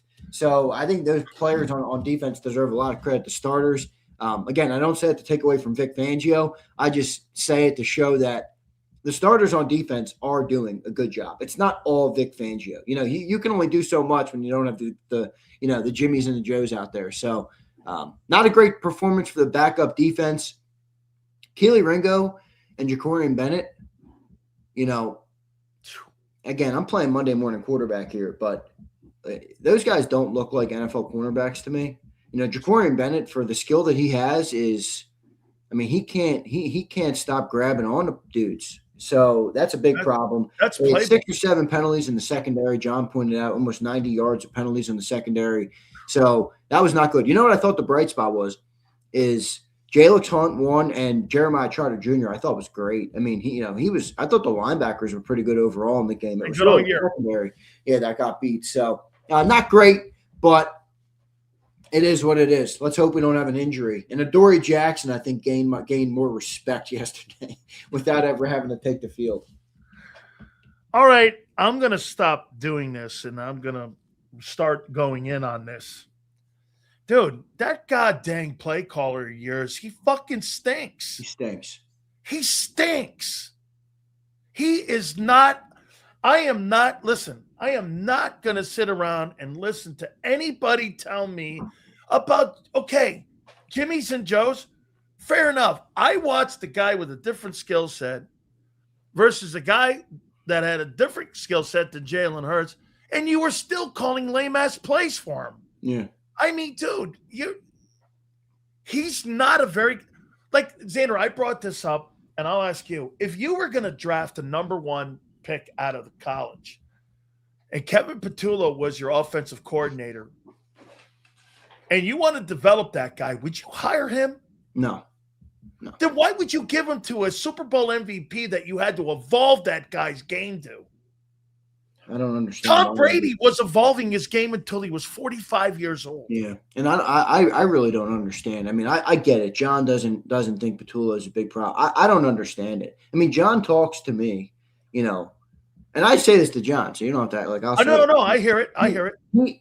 He acts to me. It sounds like he doesn't think the offensive coordinators have anything to do with it, whether it's good or bad. And I'm just like, why is it the most coveted offensive position in all of pro football? Anybody who's an offensive mind in the game, with the exception of being a head coach, and not everybody even wants to be that, every single offensive mind in the game of football, that's from the top all the way to the bottom, the quality control coaches, all the way through every football team, all of them. And that's through college, through XFL, UFL, whatever it's called, you name it. Why does everybody want this job if it doesn't matter at all? I don't think he gives anything to the offense. I don't think he's got a good feel for the game. And quite frankly, I don't think he's learned on the job like he should be. It's all right. It's your first year. Okay, you're going to have some learning. What is he doing differently? He put Tanner McKee in the game yesterday, and he thought it was a free pass to throw the ball 40 times with a bunch of backups when your running back's getting over 5 yards a carry. I just sometimes look. I'm not going to act like I know more than freaking Patullo when it comes to calling a game on offense, but there's certain things that look to me like they're common sense. The game is tied at 17. You're pinned back a little bit, trying to get a drive going, and you come out and throw the ball 3 straight times. You have 3rd and 3, and then 4th and 3, Sills. You got a quarterback that's 6'6" and can barely jump a stack of quarters, and you give him an empty set. 4th and 1, they had an empty set. I know, I saw that. What are we doing? You're making the defense have no question about what you're doing. Are you going to run a sneak, a draw, a quarterback draw with Tanner McKee? No. So I don't see what he adds to the team, and look, somebody said to me last night, I think it was Josh Herman. Josh, I don't know if you're in here or not, but he's like, hey man, I think I might have been too hard on Jalen Hurts, and I'm kind of feeling the same thing. Me like, too. It's not to say that Jalen doesn't have, No. certain things that you want him to be better at in moments. That's fine, but I don't necessarily know that these guys are giving him the advantage you'd like to see. Bro, I told you last week I've taken some of the bricks off his back with me throwing them at him because of what I saw in the approach of the Buffalo game. Right. I went back and watched that. I'm like, well, the kid's humming. I thought it was a great first half, and all of a sudden the coaching staff pulled him. I'm like, that's on them. It's clearly on those dudes. And I would ask you, do you think that, like, Matthew Stafford, when he was in Detroit, he was okay. He was a pretty good quarterback. You think Sean McVay has elevated him? Do you think Andy Reid has elevated Mahomes? Do you think that the quarterback style of play with Purdy and Kyle Shanahan, do you think any of those guys, that'd be like me saying, that's like John saying, those guys don't have impact on those guys' game. You're telling me you don't think Andy Reid has impact on Patrick Mahomes' game? Well, he does, absolutely. Yeah, I think it's a no-brainer. It almost to me doesn't even, the logic doesn't even track. If John says it's so meaningless, the offensive coordinator, why do people even want to be OCs then? Why is it the springboard to head coaching in the NFL? And why'd they fire Brian Johnson for me? Why is Kyle Shanahan and Sean McVay and Kevin O'Connell and Ben Johnson, why are these guys coveted? If it doesn't matter and it's all about only the players on the field, then who gives a shit? Why don't you just let Jalen go out there and call it a place? It doesn't even track. I just don't see what the OC is doing to this.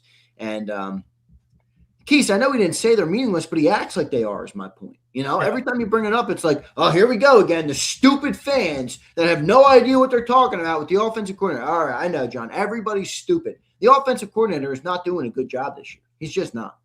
At least in my opinion. Well, then how can you revere a guy on defense and not revere a guy on offense? For his acumen of being able to have a great offense and how can you sit there and tell me that Kyle Shanahan and, somebody and people are fans of Kyle Shanahan, and then you turn around and you go, well, if you're a fan of Kyle Shanahan, Xander, and you watch the way Kevin Patullo calls games and designs plays and designs cab sets, you're telling me you don't see the difference in the way you approach the game? I don't know. Let me get off that and go to San Francisco. And let me ask you what you think of the 49ers heading into this. They ended up the season, 12-5? Yep. Okay, so they end up the season 12-5. They put Purdy back in. They're in the 6 hole. Obviously, that'll be the opponent on Sunday for the Eagles. What do you make of them? Look, they were a team that was red hot before that game on Saturday night. Obviously, I think the San Francisco shut them down better than any team maybe all year. But, Sills, I think this game is going to come down to a couple key metrics. All right. The 49ers are the best team in football on third down. They're the second best team behind the Eagles in the red zone on offense. All right. So to me, this is going to come down to the Eagles defense, which is a great third down defense, and the 49ers offense, which is a great third down offense. Can the 49ers stay on the field? Can the Eagles get them off the field? Because I don't know what our offense is going to do. Just going off of what we've seen this year, probably going to be inconsistent or will sputter at times, right? I think that's fair to say based on what we've seen so far this year, with the exception of a few halves and a game versus the Vikings. So, that's to me where the game is won. Who wins third down? If the Eagles defense can consistently stop the 49ers like the Seahawks were able to the other night, I think it's going to be a long day for Brock Purdy. The other thing I think about Brock Purdy is a very good quarterback. I think he's underrated. And I've been critical of him at times. I think he's limited physically to some extent, but he knows how to read a defense and he gets the ball out on time and he's very accurate with the football. But the thing about Purdy is you can really mess him up with some pressure. If you mess up his timing a little bit, if you give him a couple, and Vic is the master at this, change things up post snap to try and, confuse him a little bit, even if it's just for a split second or a half a second, that can make all the difference. And, if that pass rush is getting home or is feisty like we've seen him be in the last couple of weeks, I think Brock's going to have a tough night. So I think it's going to be a defensive battle, Sills, but I think the Eagles have the edge because I think they're just a better defense. He's pretty tough to sack, He is. He gets the ball out. Yeah, he's a guy that's kind of because he knows pass He's a good concept. player, dude. Brock is a good player. He is. Yes. He's a good player. Yeah. You know, you put him in a conversation where he is a pretty good player. Of all the teams in the postseason, and I think you're probably going to be shocked. What I say here is the team that I would be the most concerned about, and I'm going to make my case to you, and you tell me if you buy it or not. I think it's the Bears, and I'm going to tell you why. How do you control a football game? You control a football game with time of possession and field position. And defense, right? No, running a game. How do you keep your defense on the sidelines? Exactly the way they did against the Eagles in that game. By running the ball and sustained drives. They have the personnel to do that to cover that shitty 30th ranked defense. If you can run the ball, Xander, that's why the emphasis with the Eagles all season long has been, we got to get the run game going. We got to get the run game going. Dude, if we're decent in the passing game, and they feel they're decent in the passing game, and they are decent in the passing game, the key to the Eagles' success this postseason is going to be, can they sustain drives? They're still not very good at really still third down offense. And guess where the Bears are ranked when it comes to running the ball? They're number 2 in the league. Yeah. They might be number 1. They can run the ball and they can win field position. They don't have a great defense, though. They do, but does it matter? Well, let's get there. I mean, if I win field position and time of possession, and I'm running the ball at 6 yards a carry, but what are you saying? You like the Bears to make a run? Is that what you're saying? I'm saying that the Bears could be a problem for a team like the Eagles because they can control field position with the run game. Of all the teams in the playoffs, they're actually the only team that really the Rams aren't a centric run game. Are they? I mean, they're kind of decent at it. No, but they've been running it more. And you know who else has been running it more? And this is the key this weekend. Yeah, the Niners.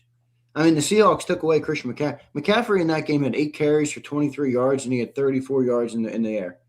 I mean, that's if you take away McCaffrey, that now remember, they didn't have Kittle in that game, and Kittle does change it because when you have Kittle, you can kind of go back and forth between McCaffrey and Kittle, keep defenses on their toes. When you only have McCaffrey, that was really their only guy to kind of go to, and he got completely taken out. You didn't have Trent in the game, too. Right, no Trent, too. That's true. So we'll see what it looks like. But, I mean, I'm sure Vic Fangio is focused on take away Christian McCaffrey in the same way, so that should help. Oh, was Kittle in there? He was in on Saturday, I thought Kittle did play. I thought Kittle was in there, yeah.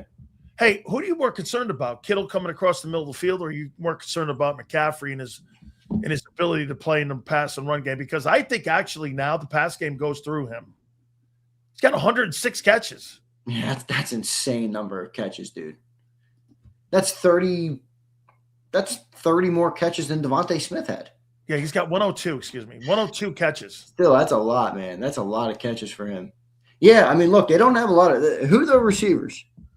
They don't the Jennings Marcus kid, Robinson, Kendrick Bourne, they don't have receivers, really. I think Pearsall's coming back for this weekend. Yeah, Pearsall will be back, and Trent. So, but there's a couple others that are injured now.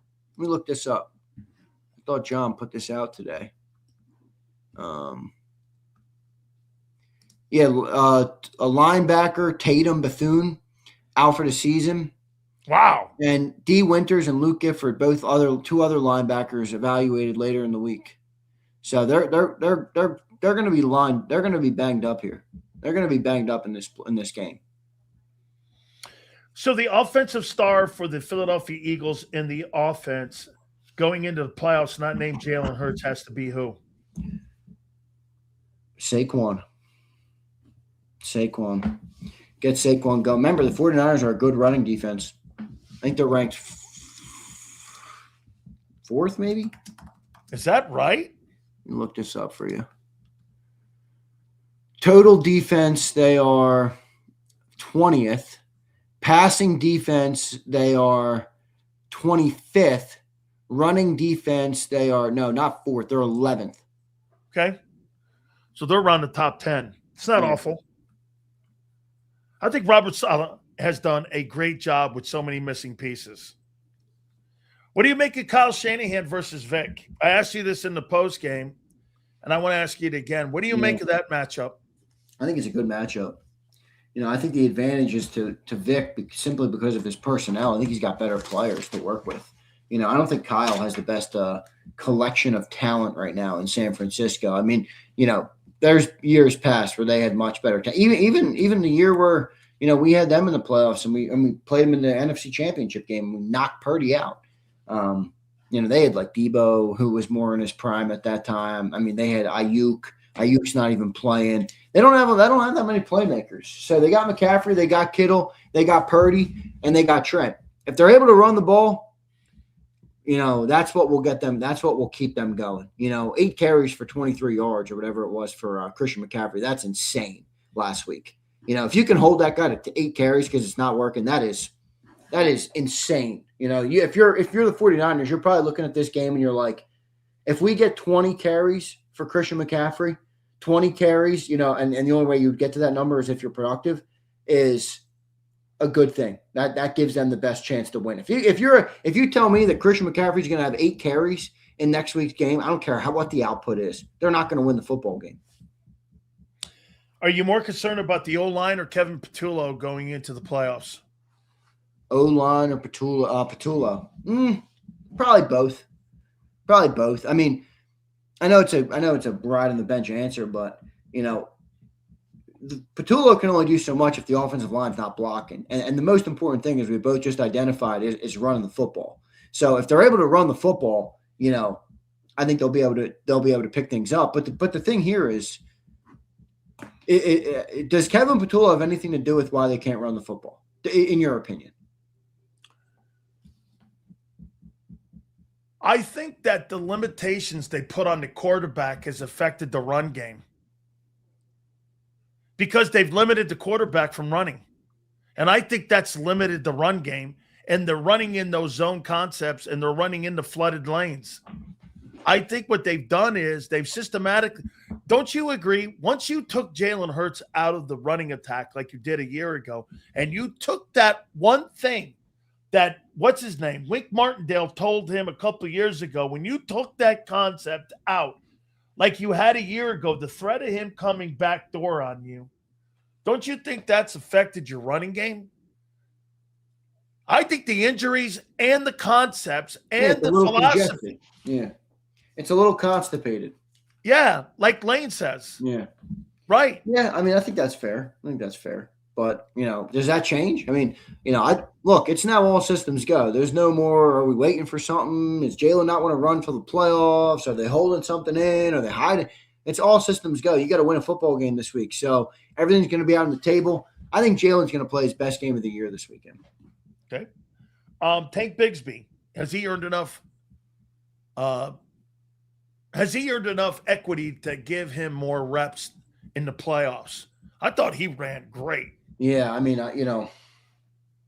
maybe something to why he ran great yesterday was because they did throw the ball a lot. Maybe that opened things up a little bit in the run game. But if it's all empty yards, doesn't matter. But I think he's earned the reps, and I don't say that to try and take away from what Saquon is. I just think he's a good change of pace, and he's a guy that fights for yards, and he's tough. What's wrong with having more options? Yeah, I mean, I think he's a good, good switch. He's tough for defenses to deal with. I mean, it's like anybody. You want to get a playmaker the ball. But I think they're afraid, dude. I think they think he's going to fumble, and which I don't think is fair to him. I mean, you're going to hold the fumbles against him forever. I know he put it on the carpet. Emphasize it to him every week and, go from there. I mean, why trade for the guy if you don't trust him to hold the ball? Dude, they did the same thing to Miles, though. Miles Sanders, they did, when that guy put the ball on the ground, they shut that shit down on that guy. They really do not want to turn the ball over, which has looked to be right by them, Absolutely. So. I want to go down now that the season's over with. What do you make of give me Seattle. Number 1 seed. What do I make of them as a team? Yeah. Playoff team. I mean, they're a great team. Yeah. Playoff team. They're a good team. I mean, they're a good team. I think they're gonna take a page out of the Eagles' book, and play risk averse with Darnold, because that defense is good. I mean, the last thing that team needs is Darnold throwing 2 or 3 picks in the game, even 1 pick. So I think they're gonna try and be risk averse with them. Get those. They got 2 running backs there. They got who is it? Kenneth Walker and Charbonnet, is it? Is that who they got? Charbonnet Yeah. from UCLA. So I think they could, try and run the ball a lot. They got a great receiver, Jackson Smith and Jigbo, arguably the best receiver in football this year. And look, got to call strike a strike. Darnold's getting there. Yeah. I still have a feeling he's going to turn into a pumpkin, but you're right. Like last year, he turned into a pumpkin in week 18 when it came for the 1 seed. Well, he wasn't a pumpkin the other night. I think he was 20 for 26 in that game. Yeah. So Darnold deserves some credit. How far will he take him is my question. Is that a guy that, all right, maybe you trust him in the divisional. Do you think he can win you the conference championship game? Do you think he can get you to a Super Bowl? I don't know if I see that yet with him. He's going to have to prove that to me. Okay, how about this? Do you think he's better than Purdy? Purdy won a conference title. Yeah, I don't. I don't know yet either. Hear me on this. Aren't they kind of really similar? Yeah, that's why I asked. Yeah. Like they're kind of really freaking similar. Both of them can run an offense well. Both of them have a good arm. Both of them, make good timing throws. Both of them get the ball throw it to the other dude. You get them off their spot, though. Both of them will have a propensity to turn the football over, and get pressure on them, get them off their spot, mess up their timing, and you'll be in a good spot. So that's kind of how I feel about both of them. But I think Purdy is a little better. I'm going to take a line out of Jason here. Do you think they're legit? Who, the Seahawks? Seattle's. I do. I think they're legit. I like them. I'll say this, though. I like them as the 1 seed. Why do you like them as the 1 seed? Because you cannot. No, because now the Eagles aren't going to play them until the championship game if they have to. Yep. And that means that unless the Packers upset the Bears, the Eagles are going to, or the Seahawks are going to have to take on the Rams, or the Rams probably. Or I guess it could be the Panthers. I don't think the Panthers are going to win, but we'll see. It would be the Rams. Like, to me, Seattle and the Rams are the two toughest. So if they have to play each other, you're knocking one of them out before you even have to face them. So I'm good with that. And then if the Rams happen to win that game, which, by the way, they could. I think when the Rams went to Seattle this year, they lost. That was the game they lost in overtime, 38-37, I think. That's right. And if you remember right, Darnold threw 4 picks in the game at SoFi, and they still almost won that thing. It's still almost won. So their 2 games have been really, 38. That was in Seattle, and Matthew Stafford threw 457, 3 touchdowns, no picks, and Puka Nacua had 12 catches for 225 and 2 tutties in Seattle. So if the Rams can go there and upset them, now you're talking about an NFC championship game in Philly. Now we got to get there, but that's why I like them as the 1 seed. If Chicago gets upset, right? Yeah, I personally would rather see Chicago win. I think it'd be better to play Chicago on the road than play the Rams in Philly. You think they get by the Packers? What's that? You think they get by the Packers? I think they could, but I think they're on upset alert. By the way, Vegas doesn't even think it's an upset. Vegas, I think, has the Packers favored. Let me ask you. Okay, Rams and Carolina. I think the Rams are favored by 9.5 going in there. Now, remember something. Carolina beat them in Charlotte a month ago. Yeah, which is good, but it also could be bad. Are they going to beat them twice? I don't know about that. No way. By the way, all supers will be right at the end. Please hit the like button. By the way, they look terrible in that game. Who, Carolina? Yeah, they look terrible. Oh, the Bucks. And the Rams are 10.5 point favorites in that game. It went up to 10.5. Yeah, the Packers are favored in Chicago by 1.5. So that's a Packer line. Because remember, you get 3 points to be at home. No shit, there. Who do you like? Eagles are minus 4.5 on the Niners. Who do you like in that one? Green Bay on this Saturday games. Who do you like, Green Bay or Chicago? I think Chicago will get the win, but I'll tell you what, that thing could go either way. Yeah, it depends on what Jordan Love you're getting. Hey, you ready for this one on Sunday? Bro, I got the Jags beating the Bills. Yeah, I think that's probably accurate. In Jacksonville? Yeah. Jags are playing good, dude. And their defense is good. Jags are a good team. They ended up 13-4. Good team, good coach, and their quarterbacks played well this year. So that's a team that could go. Boy, the AFC is crazy weird, isn't it? I mean, who Okay, the how heck about is this coming one? out of that thing? How about the 8 o'clock NBC game? Chargers in Gillette. A dome team going on the road to New England in a snowstorm, I'm thinking. It's snowing up there now. I don't know what the weather's going to be like in Foxborough. I think the Patriots clean their clock in that game.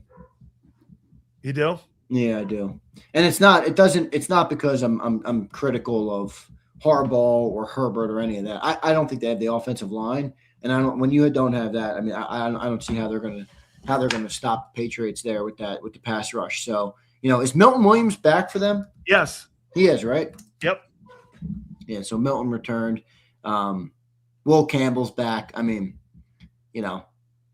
I think the Patriots beat the crap out of them.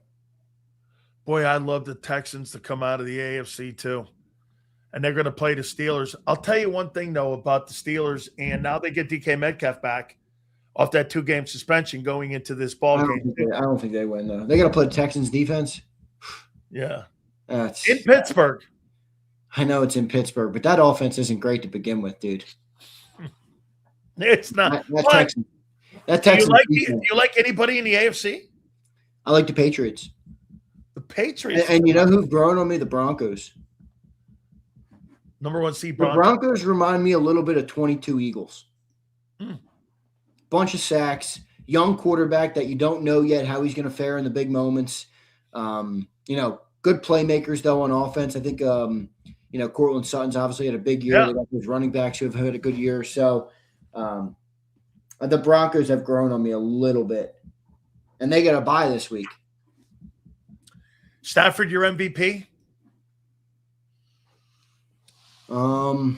Probably. Coin flip between him and May? Kinda. I mean, Drake May, you could argue what Drake May has done to turn that team around is maybe more impressive. I mean, what is Drake May's numbers this year? Oh, they're great. I mean, guy's got 4,400 yards, 31 touchdowns, and 8 picks at a 113 rating. Now, Matthew Stafford's are pretty crazy, too. 4,700 yards, 40 touchdowns, and 8 picks. 46 touchdowns. 46 touchdowns. Excuse me. That's 15 more touchdown passes. That's a lot, man. Ooh. And a 109 rating. I think it's probably Stafford. As a football fan, I want Stafford to get it because I think Drake has plenty of time to get one, and I think Stafford is deserving of one. I think he's that good of a player, and I know a lot of his career has been marred by what he was able to do with or unable to do, I should say, with the Lions. But I do think he's a really good damn quarterback. Yes. So I kind of, just from a story perspective, I'd like to see Matthew Stafford get one. If you're going to give the Coach of the Year award, you're going to go Liam Cohn, you're going to go Ben Johnson, you're going to go Sean Payton. Are you going to go? What, if I had Shanahan if he won on Saturday night. You know who doesn't get enough love? About DeMeco Ryans and the job he did with the 0-3 Texans. They're 12-5 now. Does Nick Sirianni deserve to be in the discussion? No. Here's the problem you have with a guy that wins a lot. This is not a Nick Sirianni thing. It's not. John's been saying they did that shit with Belichick. Yeah, like how many has Andy won and Belichick? They never won. I think, if I'm not mistaken, I think Belichick's got like 1. Guy's a coach of the year. He's got 6 Super Bowl wins. Right. So they don't they do that with So yeah, you know what? This Mike McDonald might win it. That's a good call, Global. Getting the number 1 seed and working with Sam Darnold. Yeah, 14 wins for that team, dude. I mean, that's freaking impressive there. That is very impressive. Well, let me ask you. What are the odds on that? Like, who's favored? I think it's Ben Johnson. Oh, no, Vrabel. Vrabel's favored. It's Vrabel. Mike McDonald is 2nd, Liam Cohen 3rd, Ben Johnson 4th, Sean Payton 5th, Kyle Shanahan 6th. Yeah. Because it's probably gonna be Vrabel. It's gonna be Vrabel. That's pretty impressive turnaround. Yeah, I mean, there's no doubt about it. So, what do you make of the firings today? I think Kevin Stefanski is going to be a hot. Yeah, he is. I'd say this: if you're not a believer at all in the Eagles this year, in other words, there are fans out there who don't even think we have a chance to go to the Super Bowl still. People call it fool's gold. People say they're going to get bounced. The offense is a problem. Kevin Patullo. If that's your take and you hate Kevin Patullo, and again, I don't think it should be your take. I think the Eagles have every opportunity to go. They do. If that is your take, though, you might want the Eagles to get bounced this weekend, literally, because those guys are going to get eaten up quick. Now, imagine if they got bounced and Patullo got fired, and then you bring in Stefanski. But if you don't get bounced, Stefanski will be hired in a week. He's not going to be a coordinator. Dude, they've had 4 winning seasons in 25 years. Yeah, 2 of them he'll get a head coach job. Yeah, I'll tell you what I would like too. Let me say this: if Christian Parker gets a D coordinating job somewhere, dude, you want Raheem Morris as your DB coach. That guy won a Super Bowl. DB coach. He's going to go from head coach to DB coach? Or where's he going to go? You don't think he could at least be a coordinator somewhere? He's going to have to work himself back up like he did when he got fired. When he got fired in Tampa, he became a position coach. By the way, I'm not a fan of the way they did that. No. They jobbed him. I mean, you had to do it on on Sunday night after the game. I mean, it's called Black Monday. Did you Monday. see them hugging him like after the game when they won it? Yeah, I guess they knew. And maybe he didn't want to do the dog and pony show for much longer. But I don't know. It's just like Sunday night, Raheem Morris fired. I know. Like, wait till fucking Black Monday when everybody fires. I mean, whatever. He won that game. Yeah, he won the game. I mean, by the way, he finished for a tie for the division lead. I mean, you fired a guy who tied for the division. No, look, I'll like I said, to me that's like the group of 5. The NFC South is like the group of 5, Xander, like for college football. I think Gannon getting fired was the right thing. Yeah, I mean, he finished like 13-35, and his last 16 games he was 1-15. I mean, but think about it. Watch this: Raiders, the Cardinals. Who else? The Browns, the Falcons, and the Falcons. What do they all have in common? Shitty owners. Giants and Titans. Okay, what are we talking about? Those guys are picking at the top of the draft. I know. Every year, right? Yeah. I mean, look, they are. They're not great ownership, and they're not great at running an organization. But it is what it is. I mean, the interesting part about the coaching search to me this year is, and John was saying this morning. Who's the coveted candidate this year? Last year you had Vrabel, you had Ben Johnson, you had guys. Who's the candidate right now? Is it Stefanski? He might be the marquee candidate. He is. I would say that he is, and I would also say, let me get this right here. I heard this guy's name too. Clint Kubiak. Yeah, I could see that. I could definitely see that. Clint Kubiak's name because of what he's done with Darnold and the wins that they had. I mean, I could see him as a candidate for being a head football coach too. All right, Big Z, let's do some of these supers, guys. We only got one, so we're good. Okay, good. What's up, Dev? How come Jalen doesn't look at the tablet and see what went well and wrong with the drive? I see him look at the tablet and talk with his teammate. I don't know, Devin. I've never gotten caught up in that, man. I see him over there looking at it. Yeah, but my problem is like Jalen has been a very successful quarterback. All right, even if you're not a fan or whatever, he's been very successful. He's been to 2 Super Bowls in the last 3 years. All right, he's 6-3 in the postseason. He's never not made the playoffs. Like, I get it. Is there certain things that maybe look a little goofy? Sure.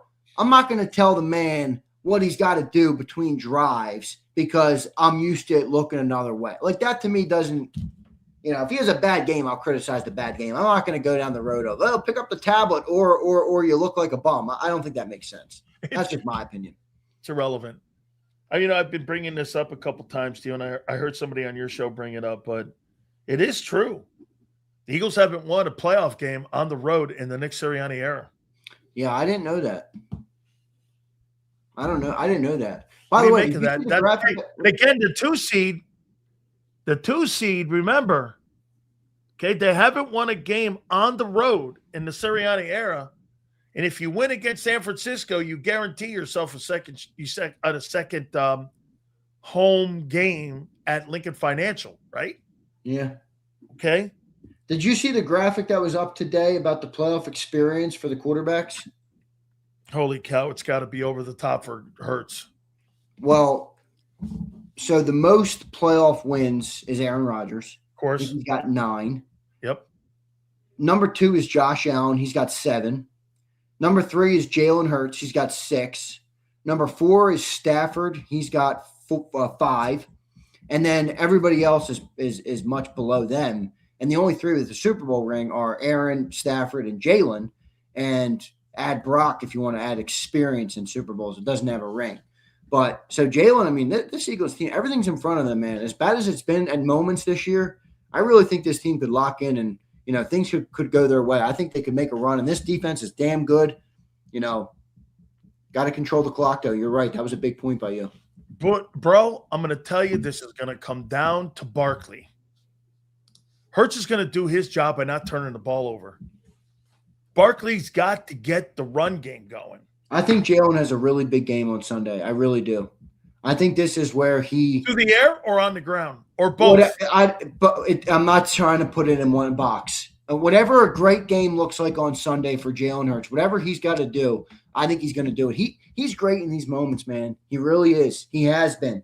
So I'm counting on him. I think he's going to have a really big game because he's heard the noise this year. He knows that it's been up and down. He knows it hasn't been all perfect this year, but he also knows this is where your bones are made. And he knows that. So I think he's going to have a big game this weekend. We'll see.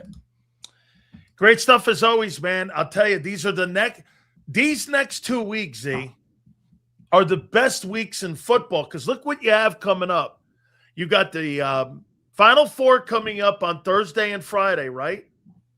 For the college football, right? You got Miami, Ole Miss. I'll tell you this. I like the Miami Hurricanes. Is that Thursday night? Thursday night. I like the Miami Hurricanes in that ball game. How about Indiana, Oregon? I like Indiana. That team right now is a freight train. And it's going to take a damn good performance to knock them off. That's a focused team, man. Indiana reminds me of those Alabama teams. By the way, did you hear Signetti doing the gamesmanship? Man, he's a master. He is. He's talking about Oregon has the advantage because, they already played him, I guess, this year. So, I mean, I'm like, dude, this guy, I like Signetti. He's growing on me a lot. Remember, I was chirping him before Bama played him. I'm like, he's reading his own headline. He proved me wrong, and he deserves a good Do you like Signetti as the head football coach at Alabama?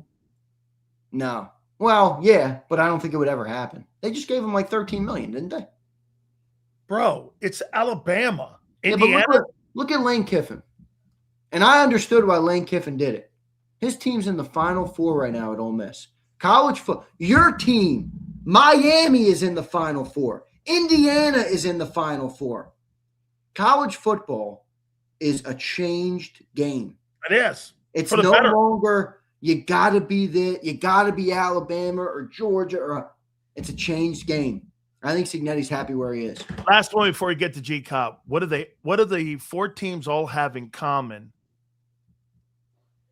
Oregon, Indiana, Miami, and Ole Miss. What do they all have in common? Every single coach, if you count Kiffin with Ole Miss, was on Saban's staff. Yeah. Damn. No, dude, Pete Golding, the coach there, was on Saban's staff. Dude. Pete Golding was the DC a few years ago before he went to Ole Miss. Bro, that is so impressive, man. It is. That is, man. All right, Big Z, I appreciate you, bro. Later, Sills. Appreciate you. Got you, man. That is my friend, Xander Krause. All right. Tell you what, too. Southern Cal, we need to get their ass back in there, too, man. College football is better when USC, Notre Dame, Miami, Bama, all them programs are sitting at the top of the college football world.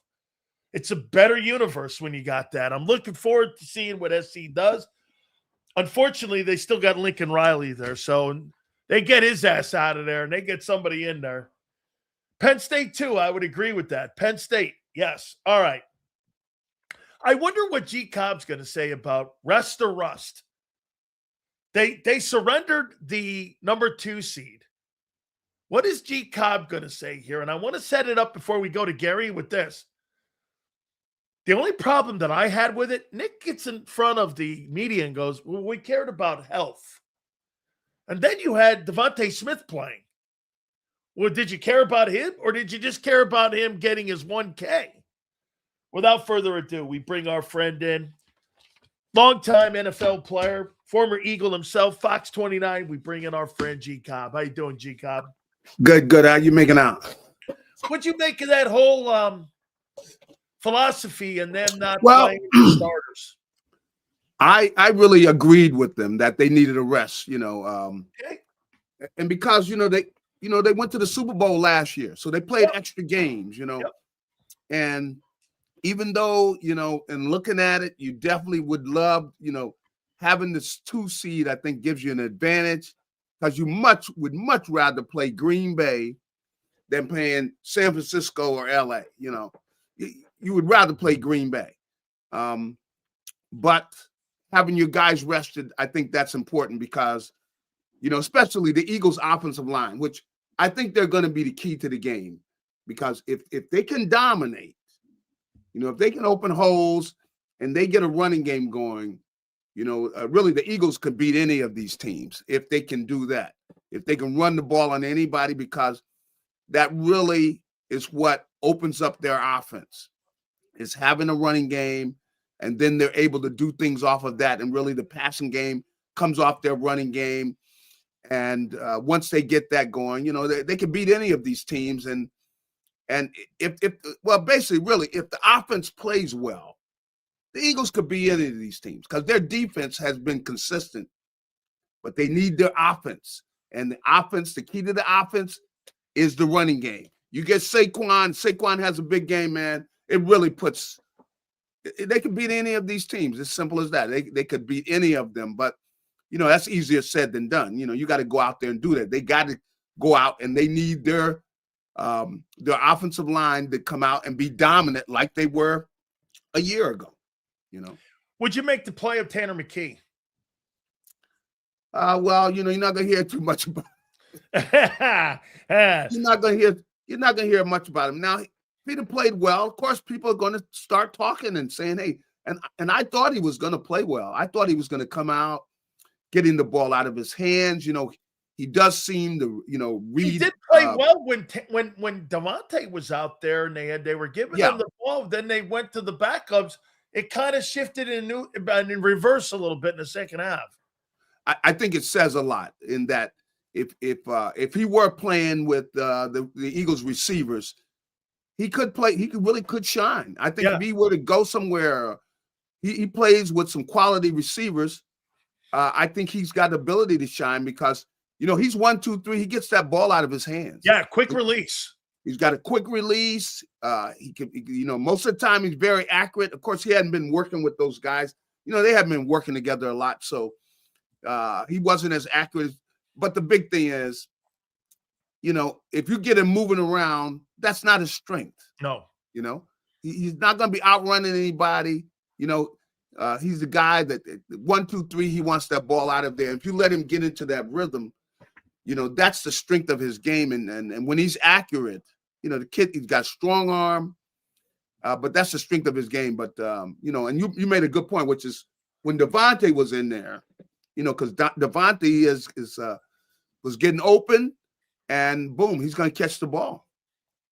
Were you a fan of them getting his 1K a year ago? They didn't get Barkley his 2105. I mean, you and I know this. I mean, Gary, we have incentives in our contracts. And he signed a team-friendly, because Xander pointed this out. Remember, you signed a team-friendly deal, the incentives that are in your contract, do you think that was something that the organization went and said, since this guy ended up, I know that they would end up giving him anyway, but the kid probably wanted the 1K. And so they put him out there for the 44 yards or whatever it was for him to get it. What was your takeaway on that? Because it seemed cheesy. I wasn't crazy about it because, the other guys over there on the bench, they had the same thing. Come on. That's right. They had stuff in their contract and everything. Playing percentages, all that.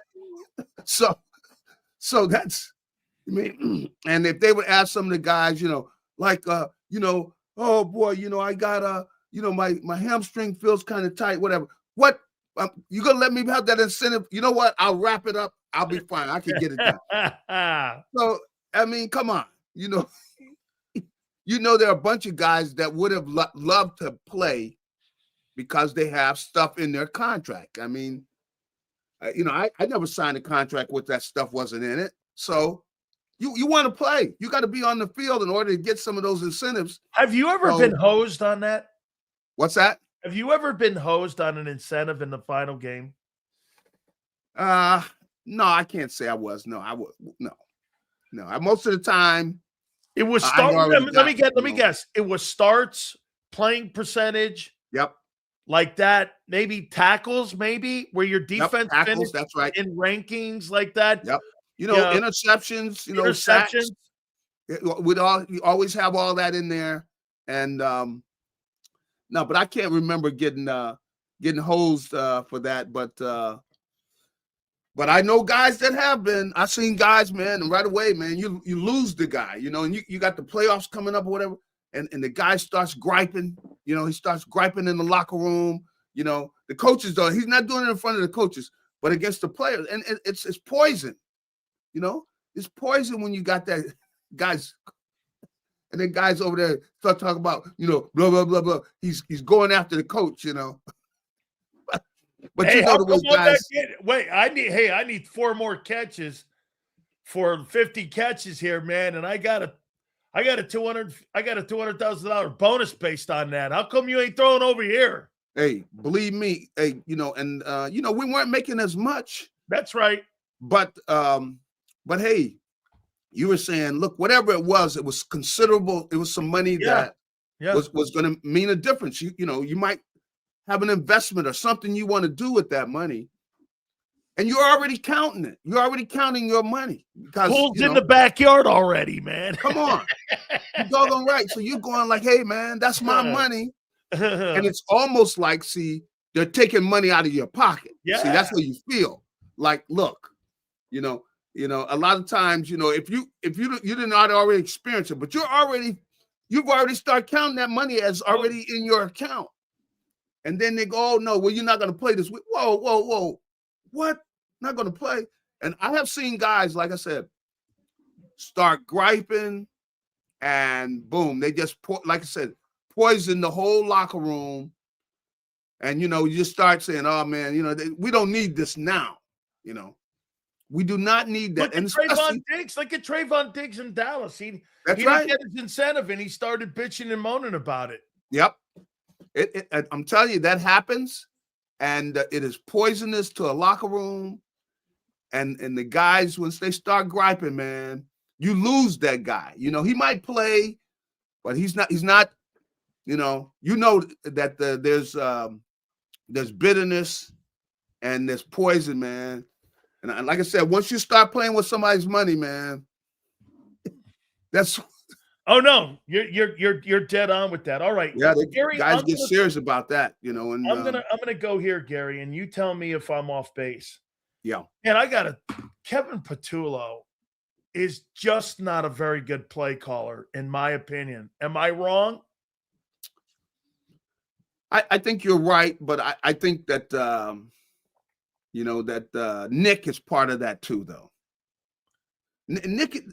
Nick controls what he's doing because Nick he's hearing everything he's saying. So if he likes what he's doing after, let's say they have a good drive or a bad drive and everything, he's right in his ear.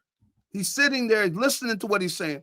So he's influencing. So, Kevin Patullo is really Nick.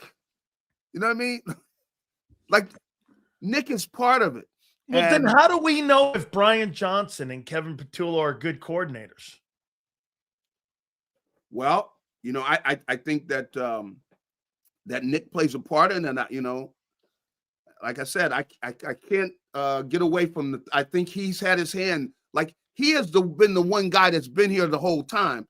And so he definitely has an effect upon it because I hear him talking like during the press conference. Yeah. Or he's talking about what's going on. And clearly he's the one that is an influence on whatever they're doing offensively. And I think he has really been captured by the whole mentality about not turning the ball over. And I think he's in Jalen's ear about it, taking care of the football, how important it is, because it is an important step. Yeah. At the same time, they're going to need with these games, and I expect that they're going to need to score some points. I mean, your defense is good, but I think I really think Nick believes, though, if they take care of the football and their defense is playing the way they're capable, they think they're going to win. They think the only way they lose the game is they turn over the ball. See, I think that's the way Nick feels, because that's the way they play. And he is the one that ultimately decides on what they're doing offensively. Kevin Patullo is, he's the guy sending in the plays, but Nick is telling him what to send in. If he doesn't like what he's sending in, Nick is going to have an influence on it, because he is an offensive coach. He's the head coach. He has influence. And I think, Kevin Patullo, I think if he was confident that he wouldn't lose his job, he would say, Nick is in my ear all he would say it, but he's not going to say that because he wants to keep his job. But Nick is in his ear because all he has to say is, look, we need to open this thing up. If he were to say, hey, we need to open this thing up, meaning like we need to throw the ball more or whatever.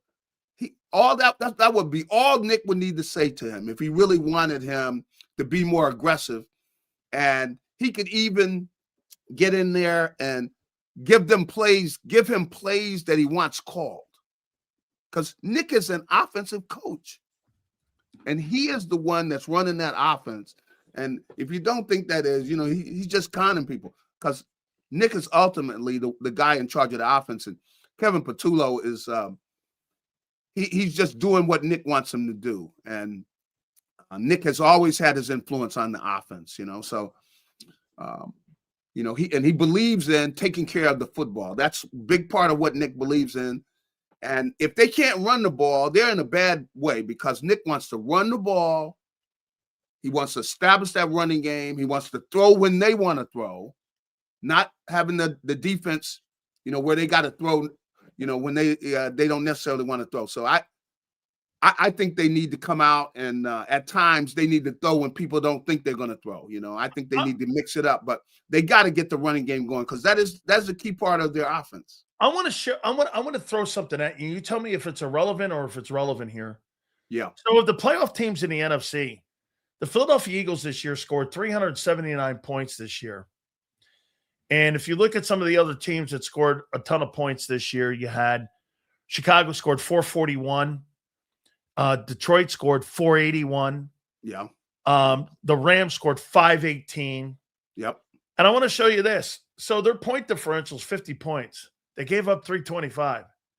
That to me means that the margins for error and turnovers are the key for this team if they're going to go, because they don't really score a ton of points. That's not a team, and you know what? You win football games when I see that number and that point differential's that close. You win one-score football games. So again, turnovers are going to be the key in the playoffs for them, as it always is. I mean, but more so for this team this year than last year. I would agree. I agree with that. I think that I think you're right. But I think with the last year they were more explosive with that running game. Can they get back to some of that? Because I think that don't you think that's highly unlikely though, Gary, after 17 games that they get back to that? Unfortunately, you're right. It's unlikely that they're going to be somebody else than the team that we've seen all year, because how are they going to just change into somebody else? So you're probably right that it's going to come down to turnovers or so. It's going to be a tight game, and they're going to have to win a game, especially playing against good team like San Francisco. They've got guys. They've been to the Super Bowl. Most of those guys on that team, they're seasoned. And you got Kyle Shanahan versus Vic Fangio. What do you make of that matchup this weekend? Kyle Shanahan, Shanahan's great. He does a great job with his offense. They're going to be, of course, Christian McCaffrey is the key guy over 102 catches this year. But I tell you what, boy, Seattle got after them, man. They did. Seattle defense got after them, and they're a lot alike because they need McCaffrey, to get going and running the ball. Because I saw them, the game before that when Chicago, they were having that shootout with. That back and forth was Chicago, yes. They got their running game going, and man, they were throwing everything at Chicago, and then, very creative with the offense and everything. The next week, though, against Seattle put a stop to McCaffrey, and everything else came to a halt too. So I think that this is going to be a close game. I think it ultimately, that it's going to be a close game, and I think they're going to get a chance to win it. But you're talking about a close game. You're not. Yeah. Well, Gary, they've played a ton of one-score games this year. I want to play a small game with you here about the playoffs teams in the NFC. Yeah. Are you buying or selling on Seattle? Do you think that they're a contender that could come out of the NFC? Yeah, I think they can. But of course, Sam Darnold. I don't believe in Sam Darnold. Sam Darnold could throw the game away. He's not. He's mistake prone. Even in the game they won, the game against San Francisco, he was trying to throw it away. He could hurt him because. They got that defense, though. They got a defense that could, can stop anybody. But you're giving the ball to to Sam Darnold. Sam Darnold can choke it up. He will throw it to someone else. Let me ask you about Chicago. Chicago in the 2-hole. I told Xander this early. They may not have the best defense on the planet, but in the playoffs, Gary, do you agree? The teams that can run the ball. And I think they're number one in rushing. Mm-hmm. Teams that can run the ball, you win field position and you win time of possession. That you keep your defense on the sidelines. Yeah. That's how you cover it, is if you have a running attack. And all the teams that are in the NFC and on the NFC side, Chicago may have the best running attack. That's how they came into Philly and beat them. That's right. With that running game. So, are you buying Chicago with Caleb Williams? They do have the running game, and Williams is able to make plays at times. Big plays, in fact. So I think they're going to be. They got a chance to do it, but I like teams with better defenses. I think defense is going to be the key, and. But they do get turnovers, and that's what they're going to have to do. They're going to have to get turnovers because I think that, you're going to be able to move the ball against them.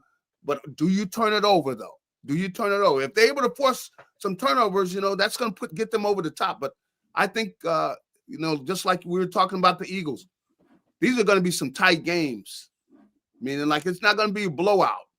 It's going to be a game where both teams have a chance to win, but who plays best? Like who puts the ball in the end zone, in the red zone, who takes care of the football. That's what it's going to come down to because, Chicago forces a lot of turnovers. They do. But, Two last questions. Take care of the ball, you can beat them. Two last questions for you. Yeah.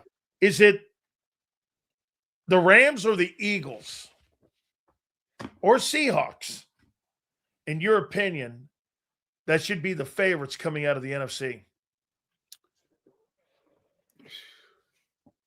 And that's tough, boy. Seattle has the number one seed. I don't like Sam Darnold. Okay. The Eagles haven't played, the way they're capable of playing. That offensively, they haven't seen that offense we saw last year.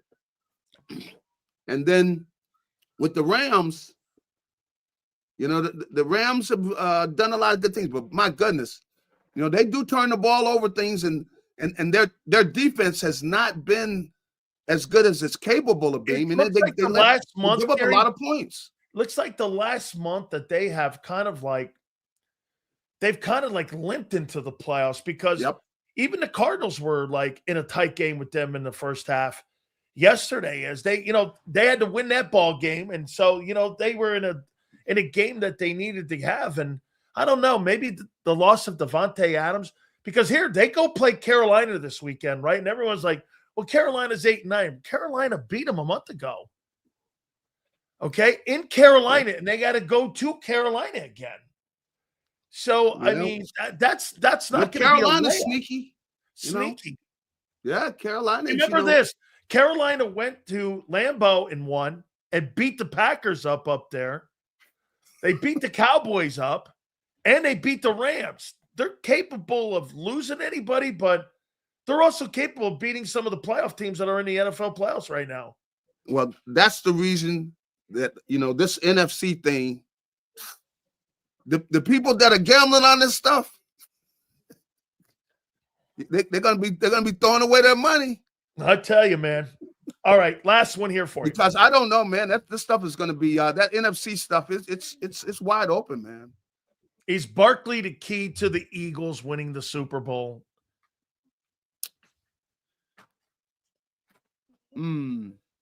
Yeah, I think he is.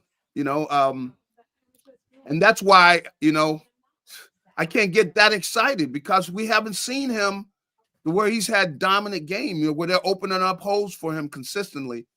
We haven't had that this year, And if I think that, can they just make it with their passing game? Not the passing game I've seen. So because, Barkley and the defense, like you got good Barkley games and with their defense, they could win the thing again. I mean, they could definitely do it. But if they're leaning too much on their passing game, man, maybe they, I haven't seen it so far. I mean, if it's there, the consistency, doing it against a good defense, like, can you throw the ball good against Seattle? To the point to where Jalen throws for 250 to 300 yards and 3 touchdowns against Seattle. I don't know. I don't know about that. Hey, but I got to get one last thing. What Jacorian Bennett and Keely Ringo's play on Sunday. Hey, man. We were up. I'm up in up there talking to who is that? He's from he played with both the Eagles and the Commanders, Brian Mitchell. Brian Mitchell. So I'm up there talking to him, and I'm telling him, man, you see these kids, man, in the Eagles secondary, these kids, like, dude, anybody ever told you, turn around and look for the ball, man, or they're going to call a penalty on you if you're a cornerback. And these kids, I mean, I'm wondering, like, has the coach taught these kids at all? You got to look back for the ball, kid. If you don't look back for the ball, because they would have won that game. They basically gave them 40, 50 yards every drive they had because these stupid kids, they won't turn around and look for the ball. They're grabbing all over, fighting with the receiver. They're playing from behind. If you don't look back for the ball, man, the flag is hitting them in the head. You stupid. But, now that's the problem because if they get anybody hurt and they have to put them in there, they're done. Gary, when Keely Ringo got turned around in the back of the end zone there by Josh Johnson, come on, I started laughing. I'm like, you're kidding me, kid. Kids, that's football IQ. I know.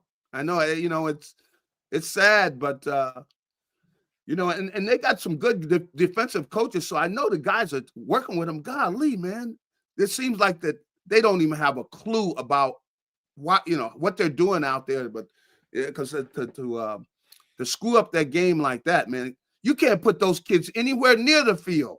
No way. I mean, you can't put them anywhere near the field because once they throw the ball over there, you're gonna start grabbing the guy. He's not gonna look back for the ball. The flag's gonna hit him in the head. and they got the ball on the 1 yard line. Vic, do you think Vic's done a better job this year coaching this group than he did last year? Wait, say it again? Do you think Vic has done a better job this year turning that defense around than what he even did a year ago with that football team a year ago? Do you think this has been a better coaching job? Yeah, I think even so. What he did a year ago. He's got a younger team. I mean, these guys, got so many young kids out there. And you can see the other ones are getting better, get better every week. You know, they get smarter. They know when to cheat over. They're reading. You know, they've done their homework on the formations, what these guys like to do, and so you can see them cheating over and doing different things to where they are anticipating what they're getting ready to get, and they have an idea of what they like to run out of these different formations and things. These guys doing their homework and things, you got a lot of young players that, he does a great job, and he's had a great year this year because they've gotten better as the season goes along, you know, and so he does an amazing job of that. They get better and better as the season goes along. I got to tell you, and I got to give some love here to the linebacker coach, Bobby King. Mm-hmm. No, they dropped Trotter in there. Yep. Trotter, man. I mean, I'll tell you what, you know, I thought he was a perennial backup guy, but I'll tell you, that guy looks like there's something he can play. I mean, and the depth level that they have now at that linebacker position with Campbell and with Dean and with Zach Bond and those guys, and now you add him. I thought he played really well out there. I mean, he was hitting the hole. I mean, that's right. Well, you know, the thing is, influence on him. The thing is, he's smart. He's a smart player. He's better, and you know, he's in that atmosphere. You know, where they're in there, where they know what they anticipate. They know what the other team likes to do. And you know, they every play when they can't line up, they know what they like to do out of certain formations. And most teams are like that. They got a personality out of each formation. You know what they like to do. You're able to cheat, step here, step there, which makes the difference. And he was playing. He had a good game there yesterday. He most definitely did. Do you agree, Gary, because of his pedigree that he's coached like Ricky Jackson, he's coached like you know, some of the Sam Mills, he's got guys like that, Fred Warner and those guys. Do you think that's one of the reasons why we're seeing such a great linebacker play in Philly is because of the influence that's Vic's natural position that he coached his entire time when he's not a D coordinator? You think it's him and Bobby King and those guys without why you're seeing such a great impact being made at that position? Yep. I definitely do. Because a lot of the linebackers, you know, especially there in the middle, a lot of it is mental, you know. And if you have an idea what the other team wants to do, you know, you really put them in a situation where you're a step or two already there, you know. So it's not just speed and your quickness and everything.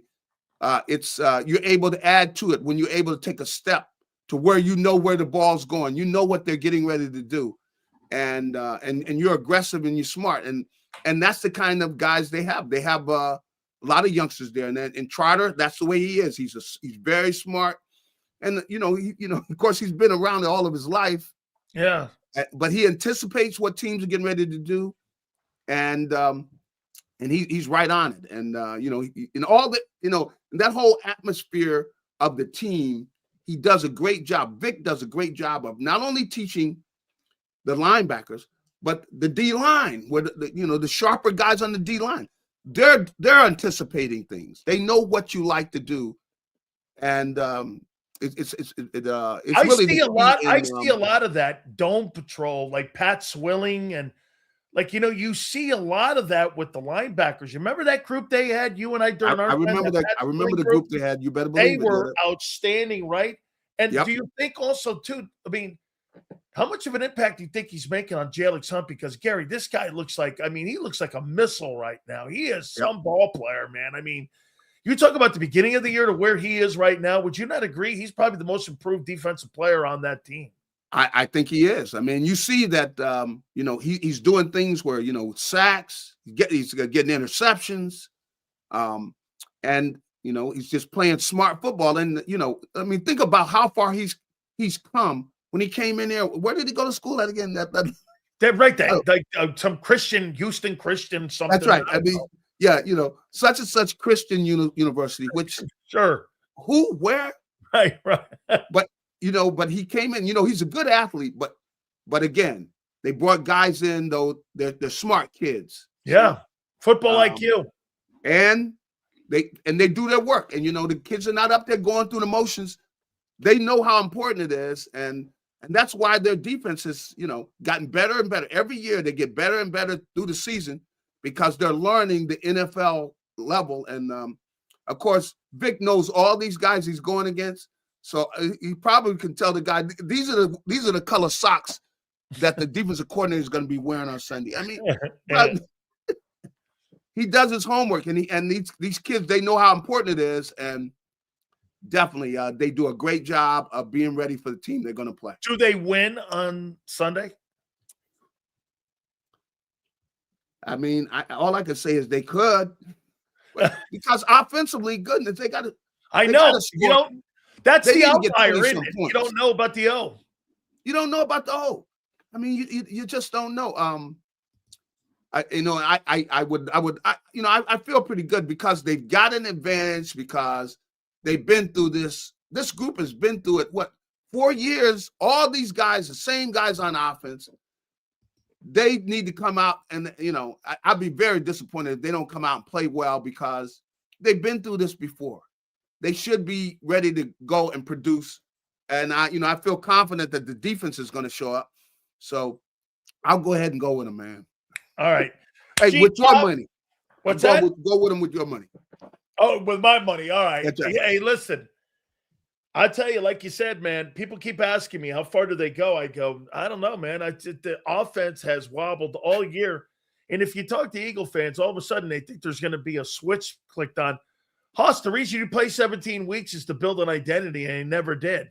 So I don't know what I'm going to expect in the playoffs. Look, and the only thing they're hanging on right now is pedigree. Yeah. You're not hanging on facts and what you did this year because you really didn't do a lot this year. So, I mean, I'm with you. JAKIB, we will see what happens this week. Have a great one, man. I appreciate you, brother. Thank you. Have a good one. You got it. Listen, I'll say it again. That's my only concern. Going into the weekend would be, I don't know what your O is. I don't know what we're going to see. You're going off of Xander read those postseason numbers, 6-3 in the postseason. Does that play a factor? Having played, listen, of course it does. You play in big games, you have big moments. Okay? I mean, you play in small games. How do you know what moments you have? Like when you see a guy like Dak, put Dak in here. Dak Prescott doesn't have significant moments in his career. No disrespect to Dak, but he doesn't have significant moments. Significant moments, I get it, during the regular season. That's all well and good. I get it. But your legacies are made in the postseason. I mean, look, Hall of Fame, you can make the Hall of Fame, never making the postseason. I get it. But when you're talking about being ranked and you're talking about elite guys, look at LeBron James. People look at LeBron James and they compare LeBron James to what? Michael Jordan's postseason record. And LeBron's 4-6 in the postseason, right? He's 4-6. Well, this guy's won multiple championships on multiple teams, 3 of them. 3 MVPs on 3 different teams. Heat, Cavs, and Lakers, right? Well, that's a tremendous accomplishment. Still 4-6. Jordan 6-0. That, to me, again, is how you look at guys like that. When you start elevating yourself and you start getting in these moments, look at Aaron Rodgers. You know what the biggest problem that Aaron Rodgers has heading into the postseason? This is going to sound crazy. He's only been to 1 Super Bowl. Okay? Great players go to multiple Super Bowls.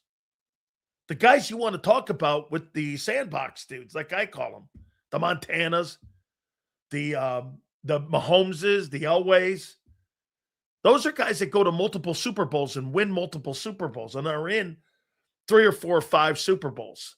Those are the guys you start making conversation about. Those are the elite players. Bradshaw, having gone to 4 and 4 straight, and he was his own play. Every one of those guys who have been to those and you got to remember something. Also, with a guy like Bradshaw was in the era of no free agency, so all teams were pretty decent. I agree. This is set up for Josh Allen. I thought maybe Lamar was going to get into the playoffs. Okay, and I did. I thought he was going to get in. Then the place kicker, I wonder what Justin Tucker would have done. Okay. Let's see here. Allen's 29. This is his best opportunity. Here on the AFC side, Bo Nix, Drake May, Trevor Lawrence, Aaron Rodgers, CJ Stroud, and Justin Herbert. If Josh Allen doesn't get to the AFC Championship game at least, you're going to have a lot of people making comments on that.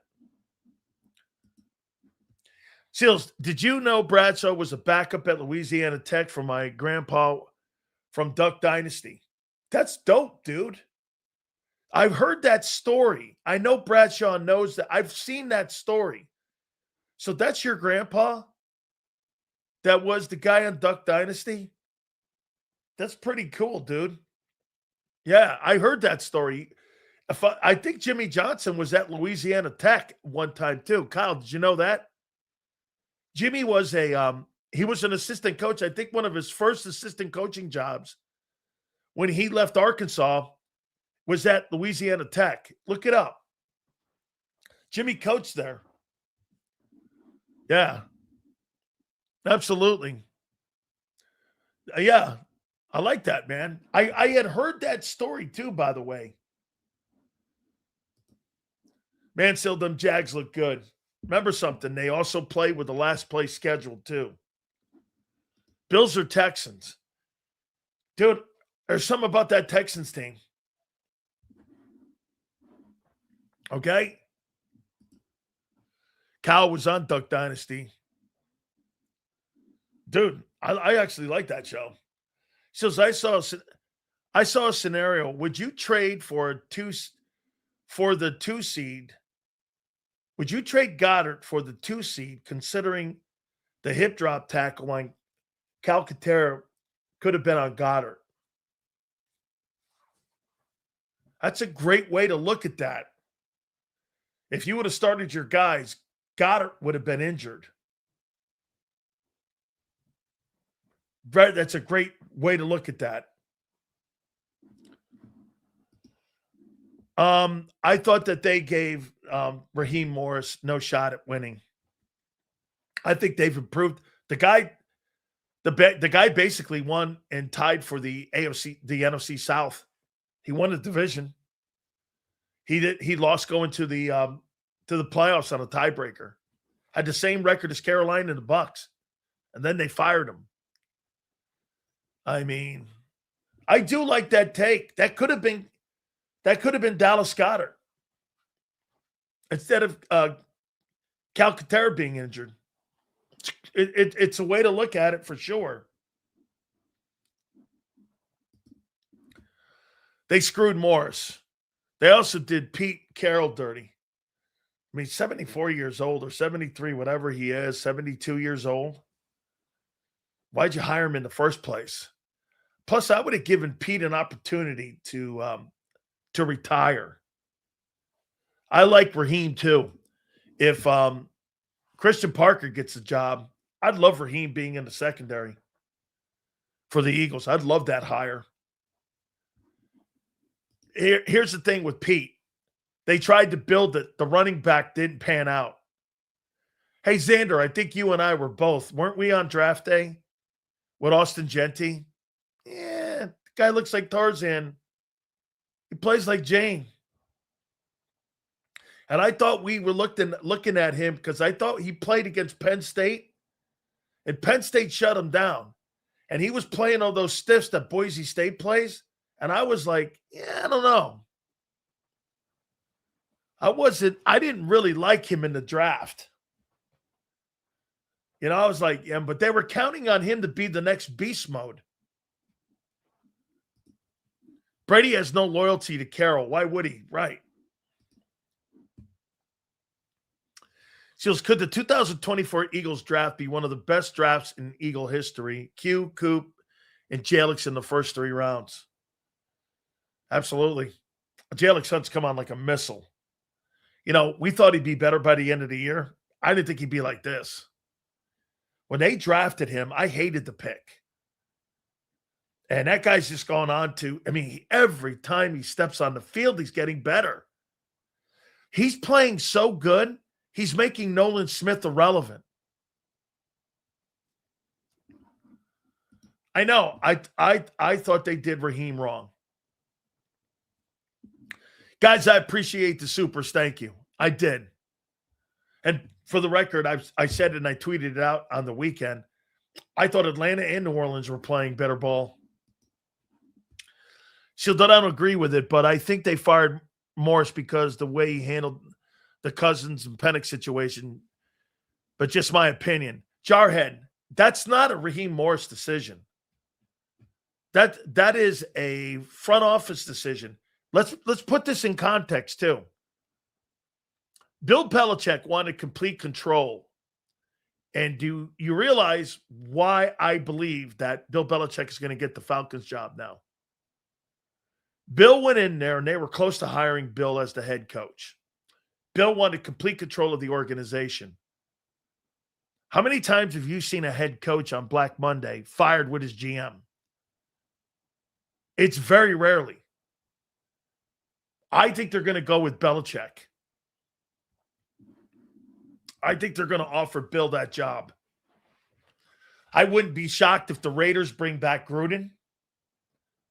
And I think you're probably looking at Bill Belichick getting the first crack and maybe being interviewed to take that Atlanta Falcons job.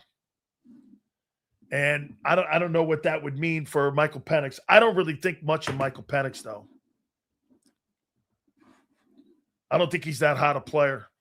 I didn't like him when he was at Indiana, and I didn't like him when he was at Washington. What is Jalix? Call me Mike. Thank you. Very nice. Here. What's the dumbass comedy? Interviewed for it. It came down to the last interview. And they went in a different direction. Wait a minute here. Hiring Bill's a mistake. Hiring Raheem in their eyes was a mistake. Yeah, listen, no, I didn't like the pick. How many players come out of small colleges nowadays go on to success in the NFL? Very few. Because of the transfer portal. Like here, last draft, not one group of 5 players were drafted in the first 32 picks. Go back and look at the draft. Not one player in the first round was drafted from a group of 5. Thanks for the clarification, Sills.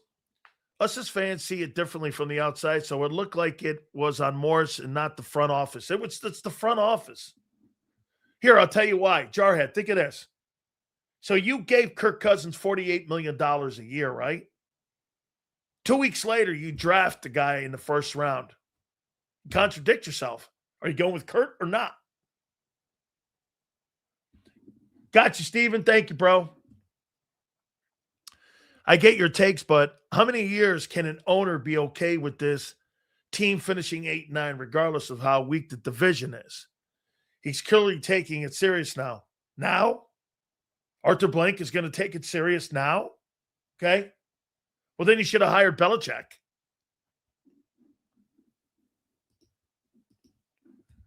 Seals, where do you see Stefanski going to? I could see him going anywhere. Tennessee? The Giants? Atlanta? Kevin Stefanski's a good coach.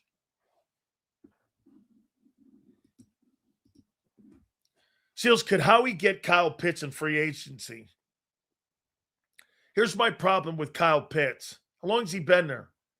Then this is like his 5th year out of Florida. He's a free agent. So in free agency, the year anybody has a superstar year in free agency, and they really have like not performed, this is why what they did with Jordan Davis was smart. They went to Jordan Davis when they picked that 5th-year option up, and they said this to him: "Hey, we kind of like you." Well, they picked it up. That'll be next year when he's on that 5th year.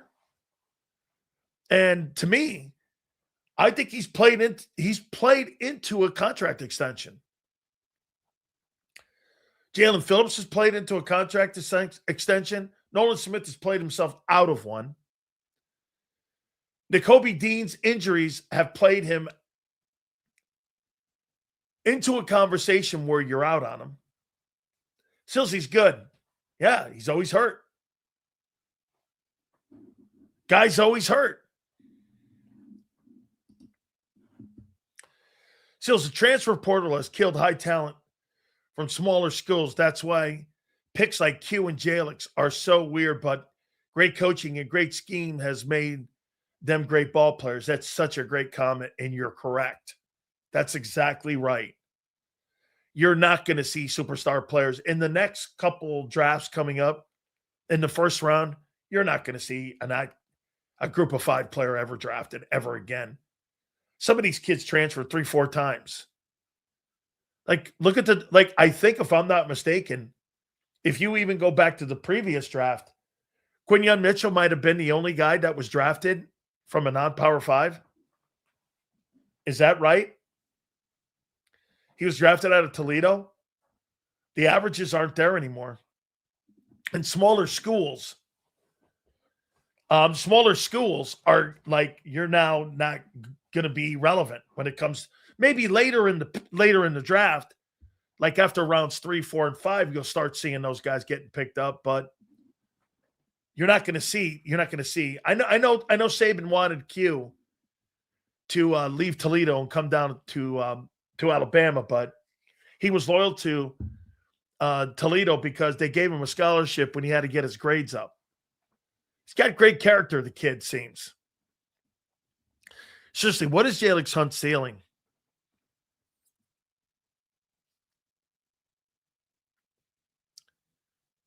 Here, let me look. Jalix Hunt season, or Jalix Hunt, top edge rushers.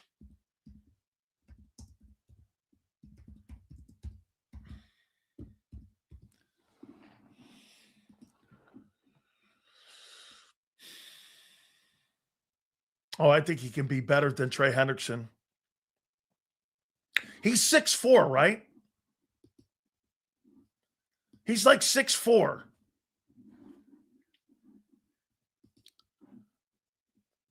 Boza, I don't think that. Hutchinson, I don't think that.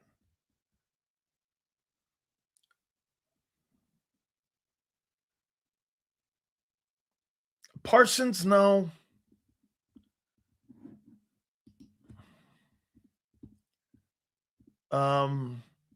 It's a good question. Where do I see him?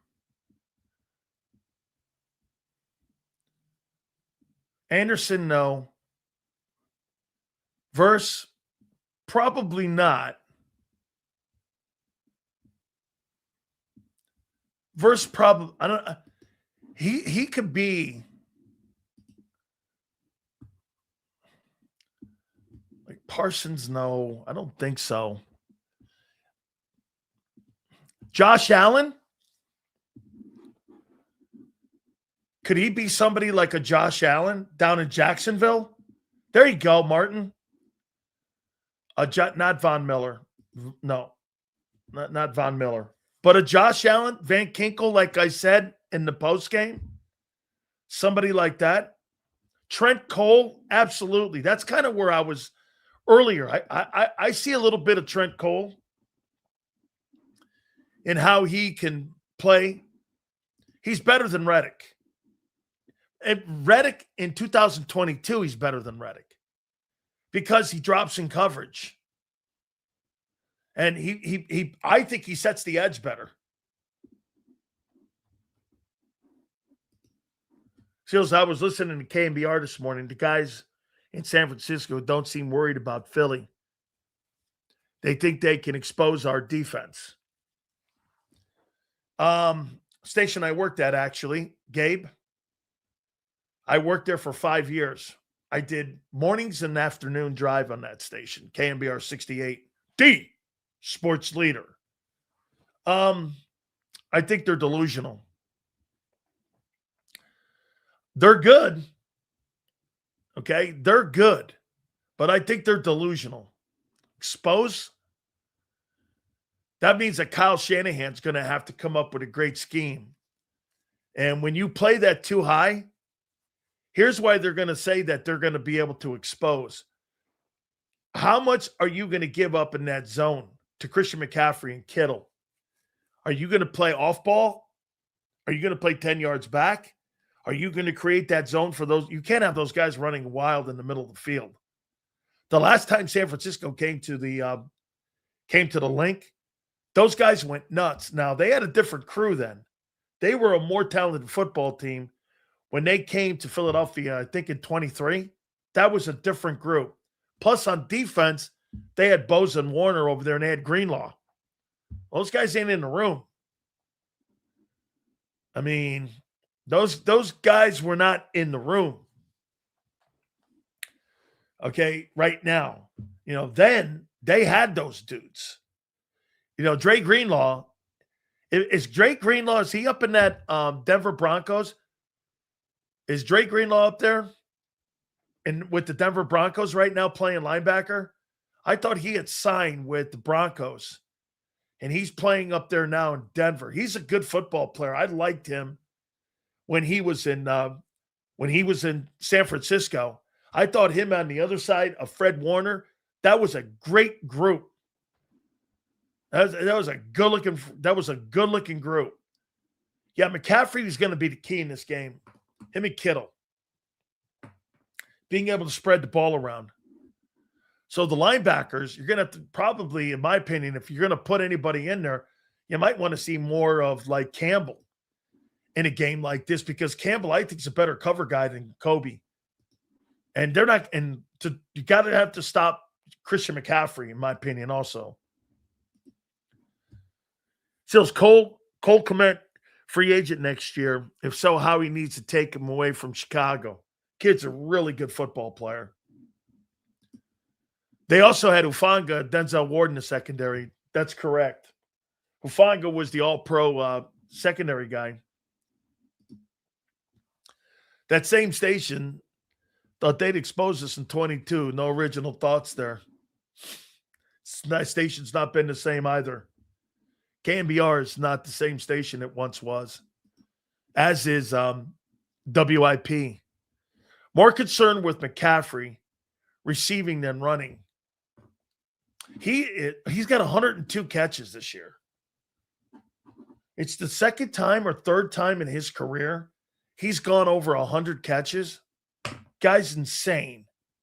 You're talking, that's a generational guy. You don't see that often. The dude down in Atlanta is also a spectacular player. The best backs what did Derrick Henry end up the year with? What did he end up the season with? What did he end up with, Derrick Henry? Let me see here.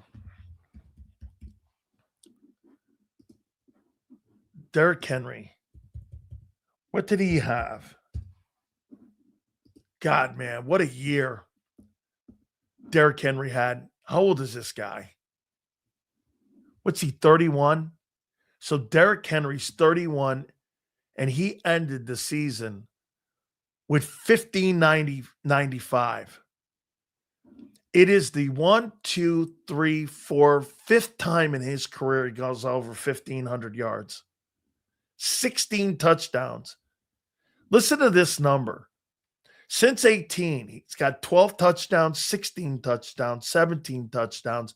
He played 8 games, had 10 touchdowns, 13 touchdowns, 12 touchdowns, 16 touchdowns, 16. Here's his numbers: 1,100 yards, 1,540, 2,027, 967 yards in 8 games when he got hurt, 1,538 the following year, 1,167, 1,921 last year, and 1,595, and he's 31. This guy's got 13,000 rushing yards and 122 rushing touchdowns at 5 yards a carry.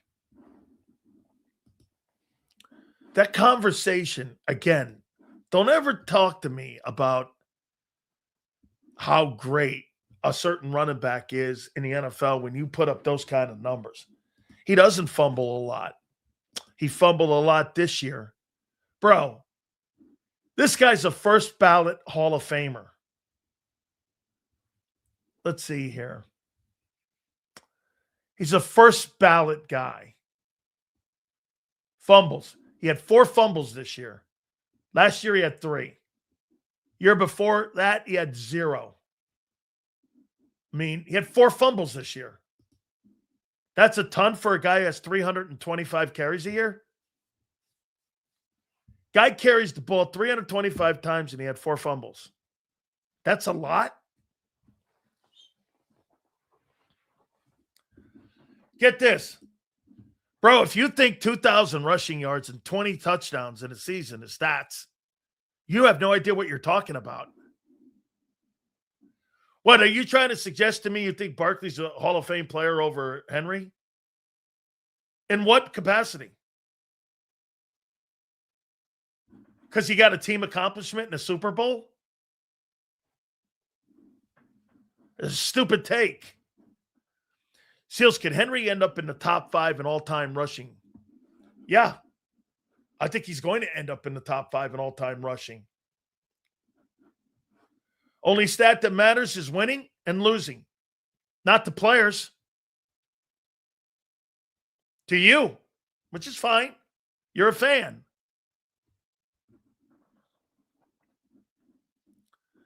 He had 4 fumbles this year. Makes sense when the dude is bigger than all the other. Hey, will he finish in the top? Let's see. All-time. Man, what a great year. We're going to look at the guys who had great years tomorrow. We'll do that. All-time rushing leaders. This guy's trying to make a team accomplishment, winning a Super Bowl, an individual accomplishment in a team sport is dumb. Anybody who does that is dumb. You're making a team accomplishment, an individual accomplishment in a team sport. You don't know what you're talking about. He's got a Super Bowl ring. It's a team accomplishment. It's not an individual accomplishment. Derrick Henry's 10th right now in rushing. He'll need another. He'll go next year. He'll get another 1,400 yards. And that'll put him 6th in front of Curtis Martin. By the time he's done, he'll be 5th ahead of Adrian Peterson. And only Sanders and probably, well, he'll probably end up 4th all time in rushing in pro football history. Love Saquon, but he's not at the level of Henry or McCaffrey. Correct.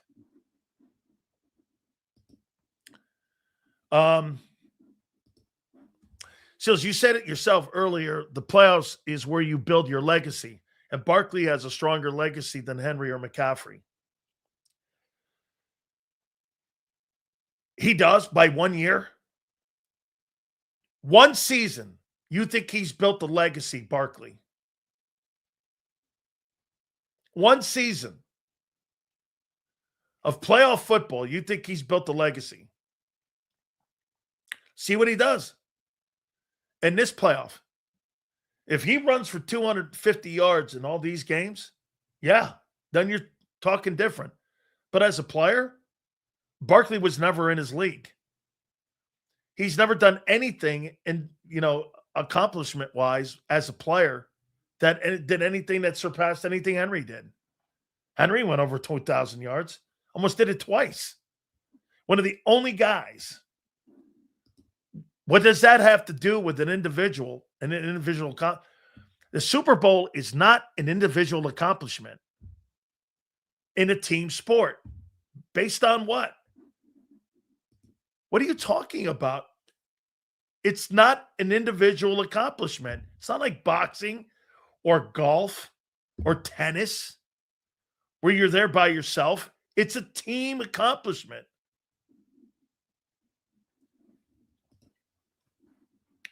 Dumb. Seals, do you think the league is thinking, please, God, don't let the Eagles offense repeat the NFL in the Super Bowl? No. Well, they don't like.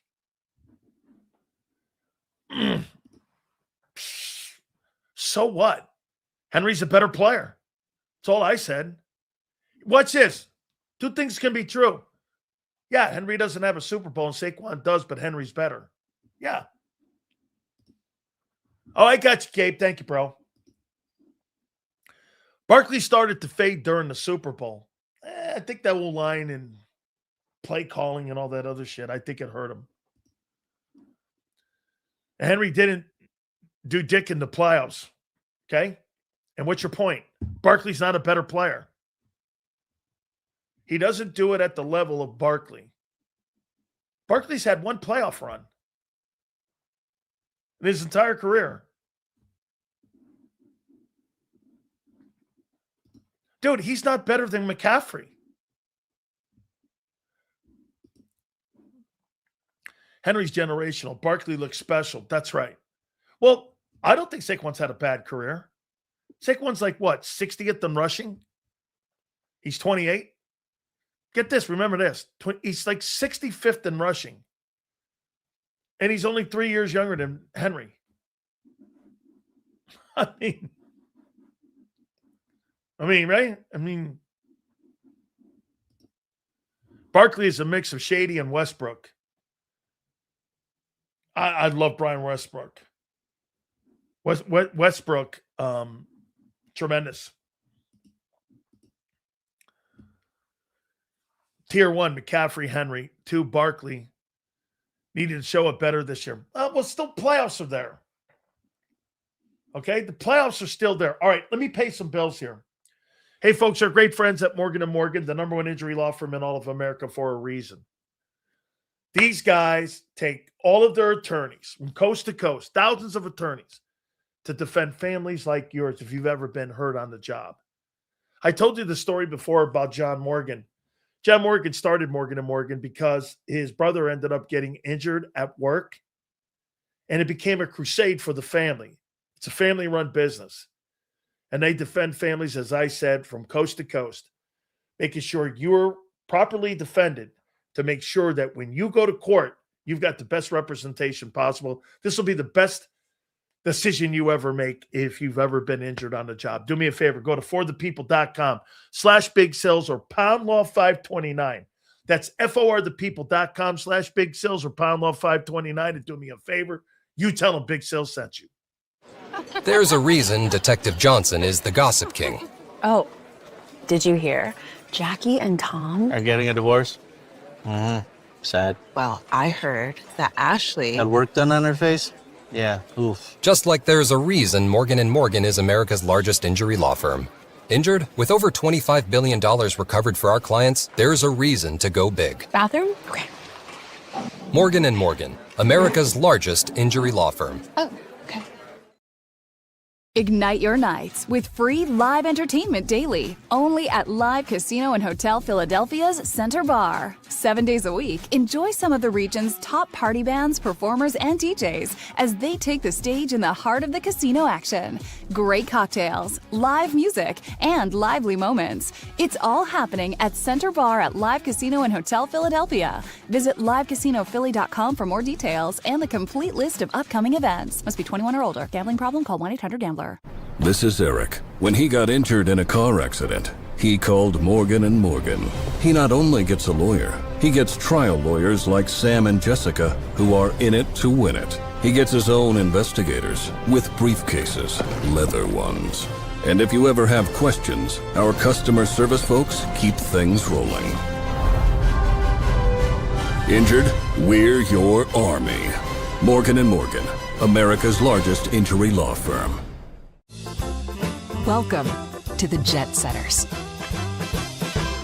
and the High Rollers, to the Shot Takers and the Tastemakers. Welcome to the Viewfinders, the Thrill Seekers, and the Night Owls. Welcome to everything you could possibly want on one 5-mile island. Welcome to the Wildwoods. Book your stay today. In our hometown, we all look out for each other. We go the extra mile to lend a helping hand. We step up to keep our communities going strong. And at Independence Blue Cross, we're here to keep you going strong. We've been deeply rooted in our communities for more than 85 years. And that connection to members has earned us our spot as the #1 health insurer in the region. So while you look out for your neighbors, know IBX is always looking out for you.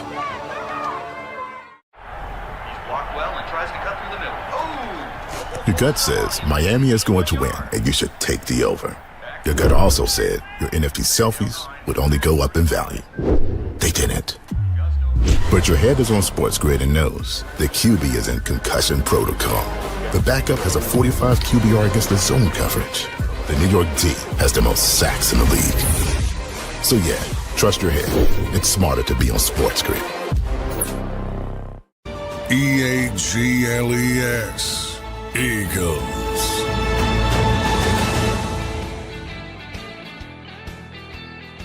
Big Sills National Football Show, and we just got an invitation to go to the Fiesta Bowl. Big Z, I got to tell you, man. So I can't lie and say, I'm no way. I'm not going to that place. I'm not going. I'll never go to the Fiesta Bowl ever. And I'm going to decline it because I'm not going to that place. It's one of the worst moments of my entire life with my team. It's one of the greatest games I've ever played. Probably the greatest college game I ever played in my life is in that game. I just got invited. And they want me to go, and I'm like, yeah, no, that's not happening. Skip it to protest who? Why would I protest Notre Dame's exclusion? We beat you and a team that beat you. And a team that put 40 on you. And we held them to 3 points in their own building. I'm like, hey, I'm Reyes. The Notre Dame-Miami thing is over with. We beat you and a team that beat you. You know? No, because then guess what's going to happen? Okay. So I've been getting a crap load of text messages. How many people okay? Get this, folks. M. Reyes. I know he must be, I know now his political affiliation. You know what it is? You want to be given something you don't earn. It's not a beauty contest, dude. It's a resume contest. Teams with the best resumes. And I'm sick and tired of people saying Alabama didn't deserve to be there. That's bullshit. Best conference in the country. They had a shitty loss. That's the only thing that I would hold against them is that FSU loss at the beginning of the year. Well, if you're going to hold that FSU loss against Alabama, Notre Dame wants you to have you not hold the losses to Texas A&M and Miami against them. Okay, well, hey, guess what? So wait, Alabama loses a shitty game to FSU, right? Notre Dame loses 2 of them in their opening games. And they, of course, want to be given something because that's what Notre Dame is. They don't want to earn anything. They want it handed to them. Here, hand it to them. And now, what Notre Dame wants, starting next year, if you're ranked in the top, top 12? I mean, you automatically get a seat at the table. Notre Dame has rigged the table. By the way, they don't play in a conference. So you don't have to play in your conference.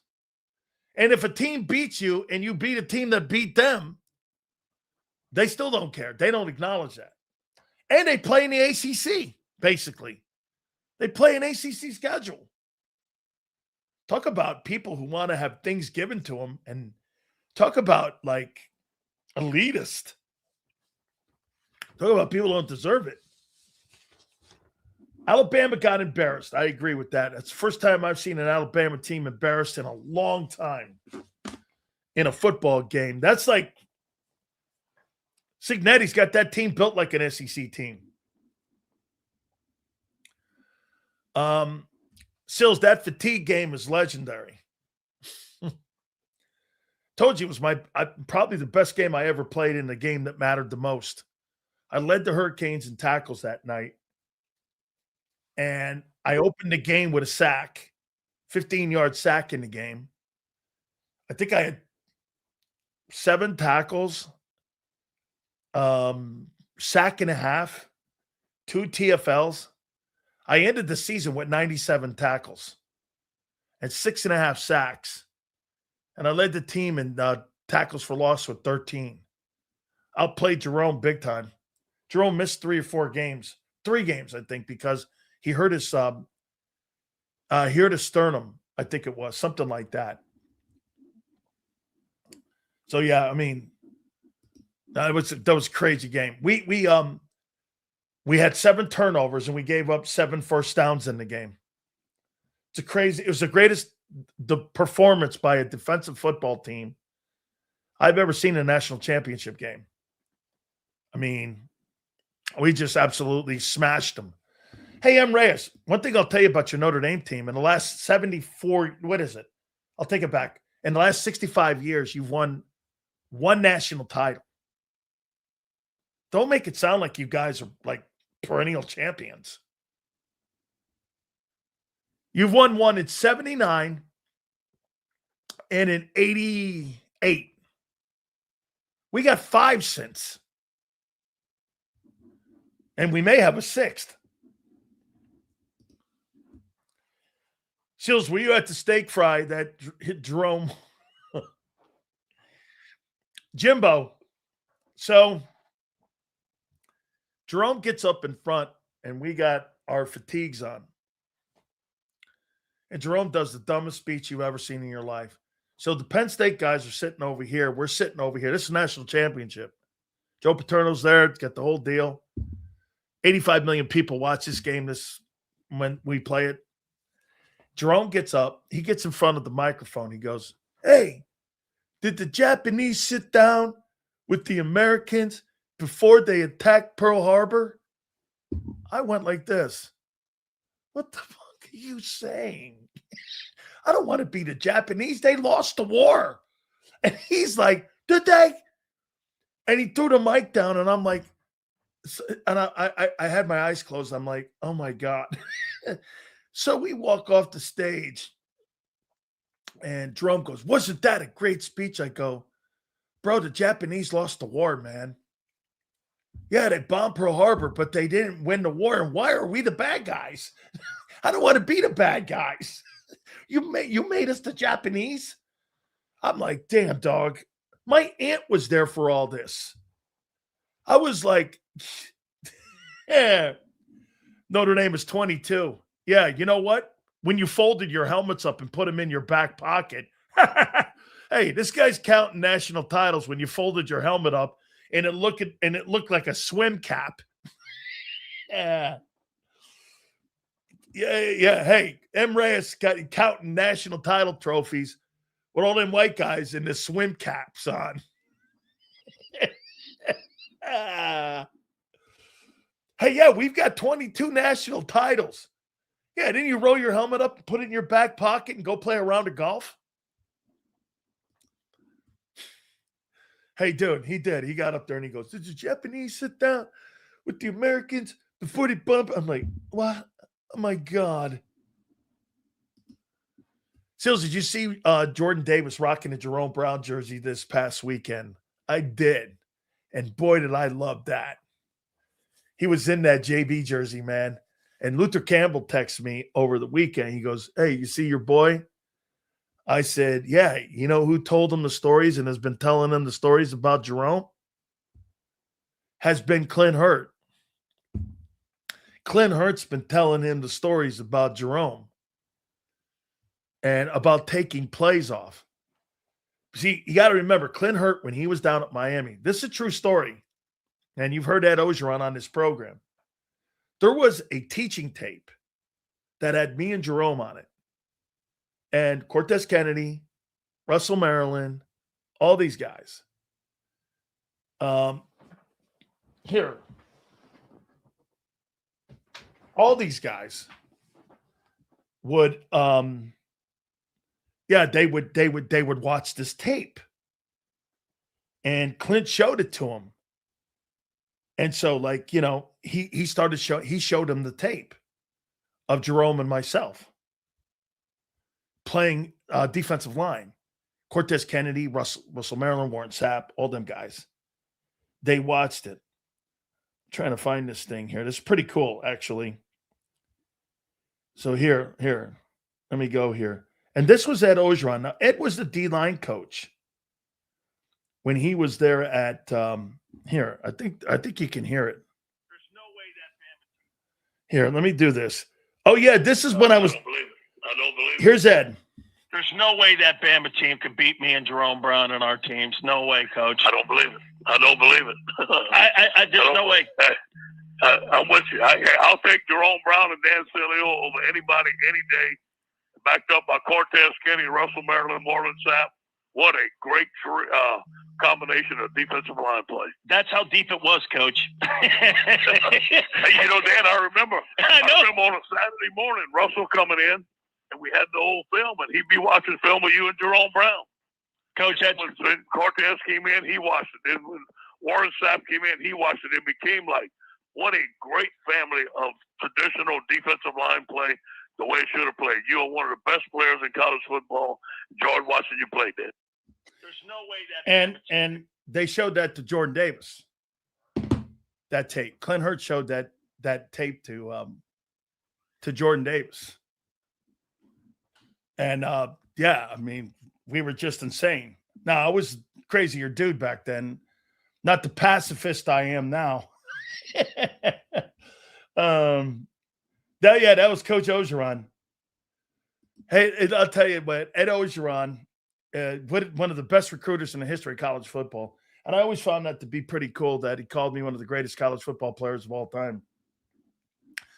Yes, my aunt was waiting there. Yep. Yeah.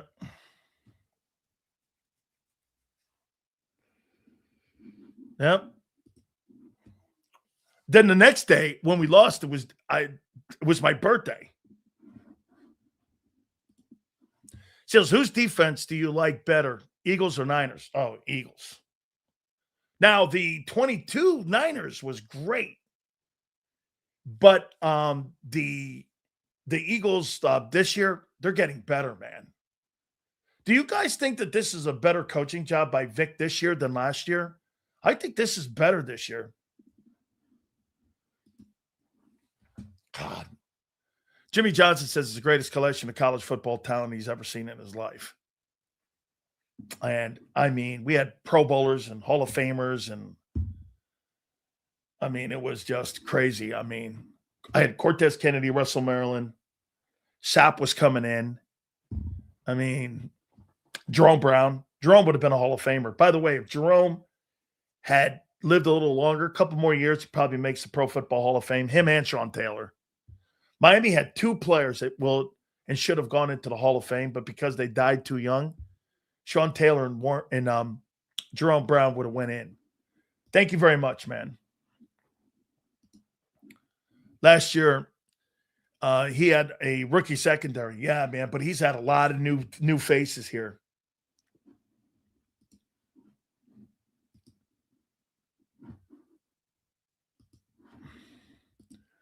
Yes, especially after losing Milton and Rodgers and Josh Sweat. Seals, you think Smith is gone because of Phillips and Hunt? Remember how we drafted that guy in the first round. He's not just going to let that guy walk out the building. Okay? He's not just going to go, well, you know, I failed on that 30th pick. By the way, Nolan Smith is not a bad player. No one's saying that. He's not a bad football player. The guys in front of him are just better. It's like the Nakobe Dean thing. John Campbell's going to be a fine ball player. He's just not better than Nakobe right now.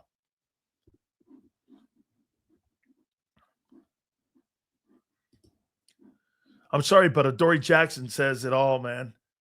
This year is better coaching. I mean, dude, that's a great take. You're dead on. And look at the backups. Remember something. Moro Jomo was a backup a year ago to those dudes, Josh Sweat and Milton. They were the backups. And they've taken those backups and turned them into frontline guys. Yeah. Jomo has filled in nicely for Milton. Thought there would be a significant drop-off. Yeah.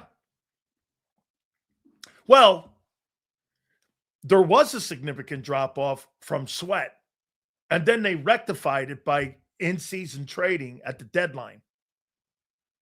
They realized that those guys that they got in the offseason were not good enough. And to Howie's credit, hey, dude, you know how many general managers? Jason Light didn't do shit this year. He didn't make any. When he made a mistake on Reddick, he didn't try to eradicate it. He let it go. And it cost them. They couldn't get any pressure on the quarterback. Still, Chicago got a steal in the third round with Xavier Watts. That kid is what a fabulous foot. Dennis Allen has done as good a job with that shitty Chicago defense as Robert Saleh has done with that shitty Niner defense. Moro Jomo was projected a third rounder. I'm not surprised at his play. Moro Jomo was a seventh rounder, though. Dude, look at the players that you got in the seventh round that are star players on your team. A Jomo, Malata. Hey, by the way, Tanner McKee's performance, I'm not out on the kid. Put him with the starters. See what he could do with the starters. Reddick is the dumbest fool for chasing the money. Hey, he chased the money and lost more money chasing the money than he did making it. If he would have shut his hole in Philly, he probably is another Super Bowl run right now. Reddick is returning to the Eagles. Why? Why would you want him? Now, you got the 68th pick today became official. Notre Dame is starting to produce secondary players. That's a Marcus thing. Well, let's take a look at that. The kid Watts, Kyle Hamilton. How many other Notre Dame stars are there in the NFL right now? Let me think. Any running backs? The kid with the Rams, not a bad player. Any quarterbacks? Absolutely not. They never produce quarterbacks, except for Montana. Theismann. That's 50 years ago. Who else? Wide receivers? Last 30 years? Can't think of one. Notre Dame receiver? How about a defensive tackle? How about a linebacker? How about a tight end? Oh, wait. Okay. Starting to produce DBs. Okay, well, it's about time you produce something. Because for the last 30 years, you produced nothing. Eagles need to draft a corner first round, Sills, after watching Ringo and Bennett. Yeah, what are you going to do when you have to address, or maybe you go free agent? I'll tell you what, I'd get that kid out of Tampa, Jamel Dean, in free agency and bring his ass up and put him on the other side of Q. Bucks treated that guy shitty, made him take an $8.5 million pay cut. and he wants out of Tampa. I thought he played Pro Bowl football this year. Well, no, here, I'll say this about Ringo. Come on, man. How many years has he been on the team now? 4? That shit sailed. He's a special teams guy. Okay? Keep Ringo in special teams. He's a 4th-round pick, right? That's not bad. You could probably live with that. 4th-rounder, special teams guy. Could come in when you need him. Hopefully he doesn't kill you when you put him in. Man, so I sure hope we keep Jalen Phillips. Dude's a beast. Yeah, I do too. But he's not going to be cheap. Let me tell you something. There's a reason you get Drew Rosenhaus as your agent. It's not to cut team-friendly deals. Okay, I mean, he's not going to go, well, it's Philly. That's not going to go. That's not going to play out like that. Well, you know, even though hey, get this. Even though Rosenhaus and Roseman have a great relationship. They have a great relationship. Howie actually likes him a lot. Drew is he's a Hurricane. And I don't know how those two met. I don't know how that dynamic met. I know Howie went to Florida. And I don't know where that was, where those two guys, they probably ran into once he started moving up the chain. And he started I can't think back in the day when Rosenhaus first started, when Howie got into like 2000, Howie got to the Eagles. What Miami Hurricane was on the team in 2000? I don't think there was anybody on the team, but he may have represented somebody else. I don't know.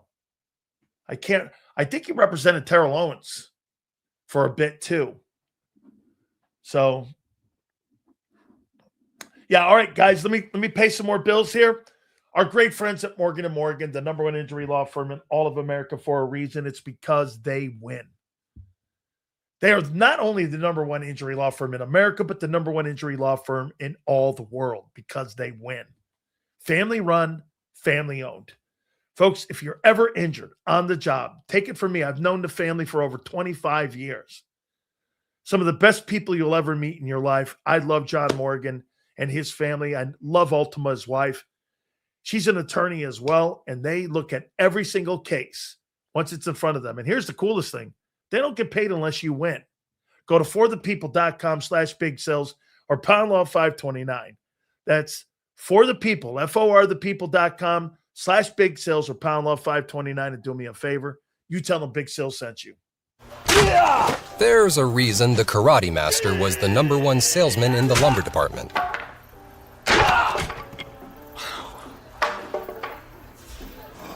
Karate. Just like there's a reason Morgan & Morgan is America's largest injury law firm. Injured? With over $25 billion recovered for our clients, there's a reason to go big. Morgan & Morgan, America's largest injury law firm. Ignite your nights with free live entertainment daily, only at Live Casino and Hotel Philadelphia's Center Bar. 7 days a week, enjoy some of the region's top party bands, performers, and DJs as they take the stage in the heart of the casino action. Great cocktails, live music, and lively moments. It's all happening at Center Bar at Live Casino and Hotel Philadelphia. Visit livecasinophilly.com for more details and the complete list of upcoming events. Must be 21 or older. Gambling problem? Call 1-800-GAMBLER. This is Eric. When he got injured in a car accident, he called Morgan & Morgan. He not only gets a lawyer, he gets trial lawyers like Sam and Jessica who are in it to win it. He gets his own investigators with briefcases, leather ones. And if you ever have questions, our customer service folks keep things rolling. Injured? We're your army. Morgan & Morgan, America's largest injury law firm. Welcome to the Jet Setters and the High Rollers, to the Shot Takers and the Tastemakers. Welcome to the Viewfinders, the Thrill Seekers, and the Night Owls. Welcome to everything you could possibly want on one 5-mile island. Welcome to the Wildwoods. Book your stay today. In our hometown, we all look out for each other. We go the extra mile to lend a helping hand. We step up to keep our communities going strong. And at Independence Blue Cross, we're here to keep you going strong. We've been deeply rooted in our communities for more than 85 years. And that connection to members has earned us our spot as the #1 health insurer in the region. So while you look out for your neighbors, know IBX is always looking out for you.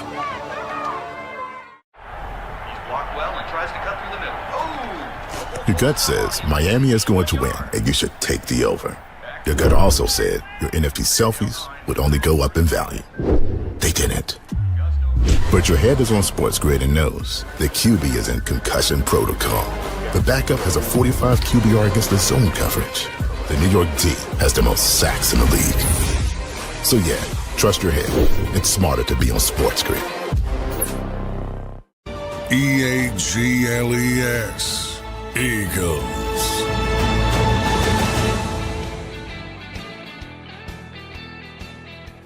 So next year's opponents, non-NFC East, Rams again, Seattle, Carolina, the Texans, the Colts, the Steelers, the Bears, the 49ers, the Jags, the Texans, the Titans, and the Cardinals.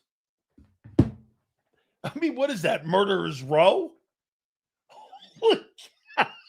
Oh, boy, they want to put you guys to sleep with that thing, man. Holy Maron. All right, I appreciate all of you, man. Please hit that like button. Big Z, Joe, thank you. 2 to 6 tomorrow, and we'll see you on the flip side.